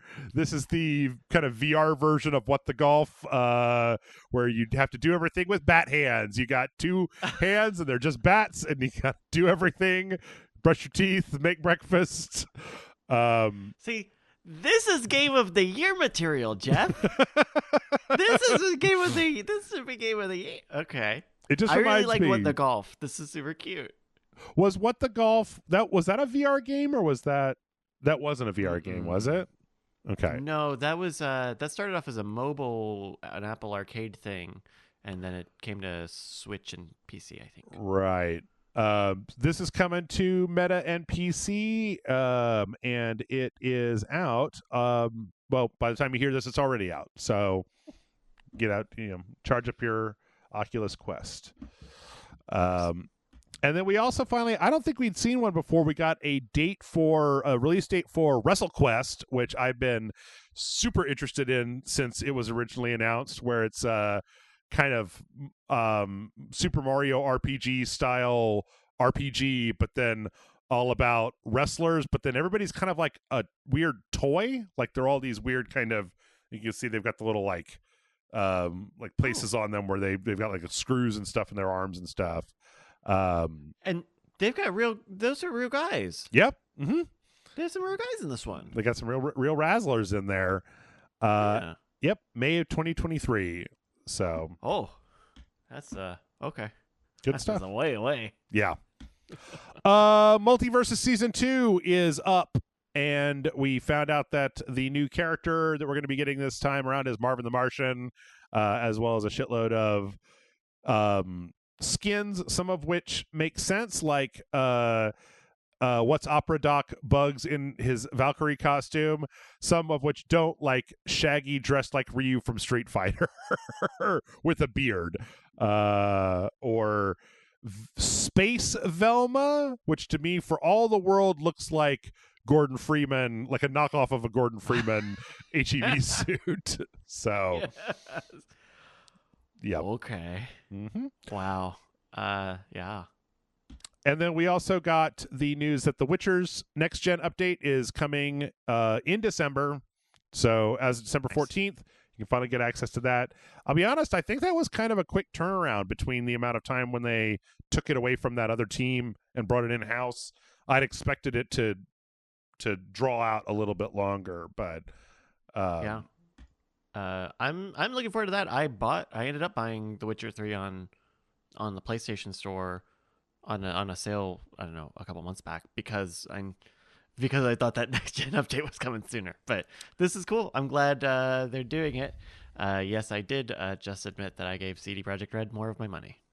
Have you played Witcher 3 previously? I have. And Okay. I only got it was like $10 on sale or something, so it wasn't like a big deal. But for me, it's always just the time thing that I just can't imagine sinking like that much time into something that I've already gone through. But oh, sure.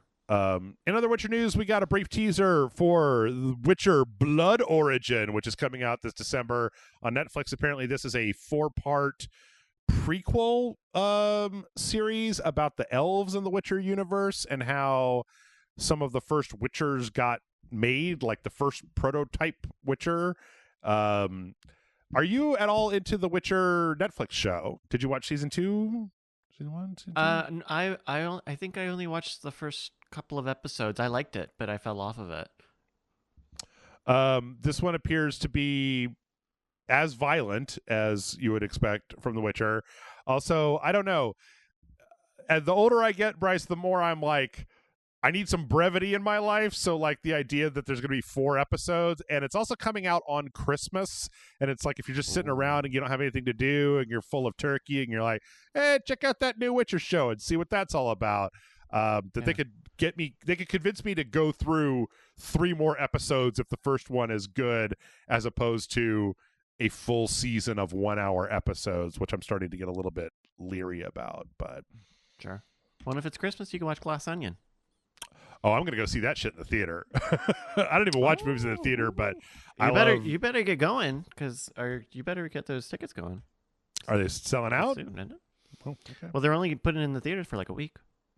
Oh yeah, that's true. That's true. Thank you. We also got a trailer for the Dragon Age, animated Dragon Age series that is coming to Netflix at the beginning of December.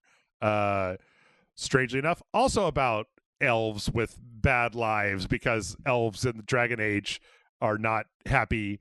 This is the same look as all of the Netflix shows. I think this is probably done by Powerhouse here in Austin, along with where Castlevania was done, and there's at least 2 or 3 other ones that I feel like all kind of have this similar look of like, fine, like it's just regular, like it's not blowing anybody's socks off, but it's good enough for doing a series, right? Like you can watch it and everything.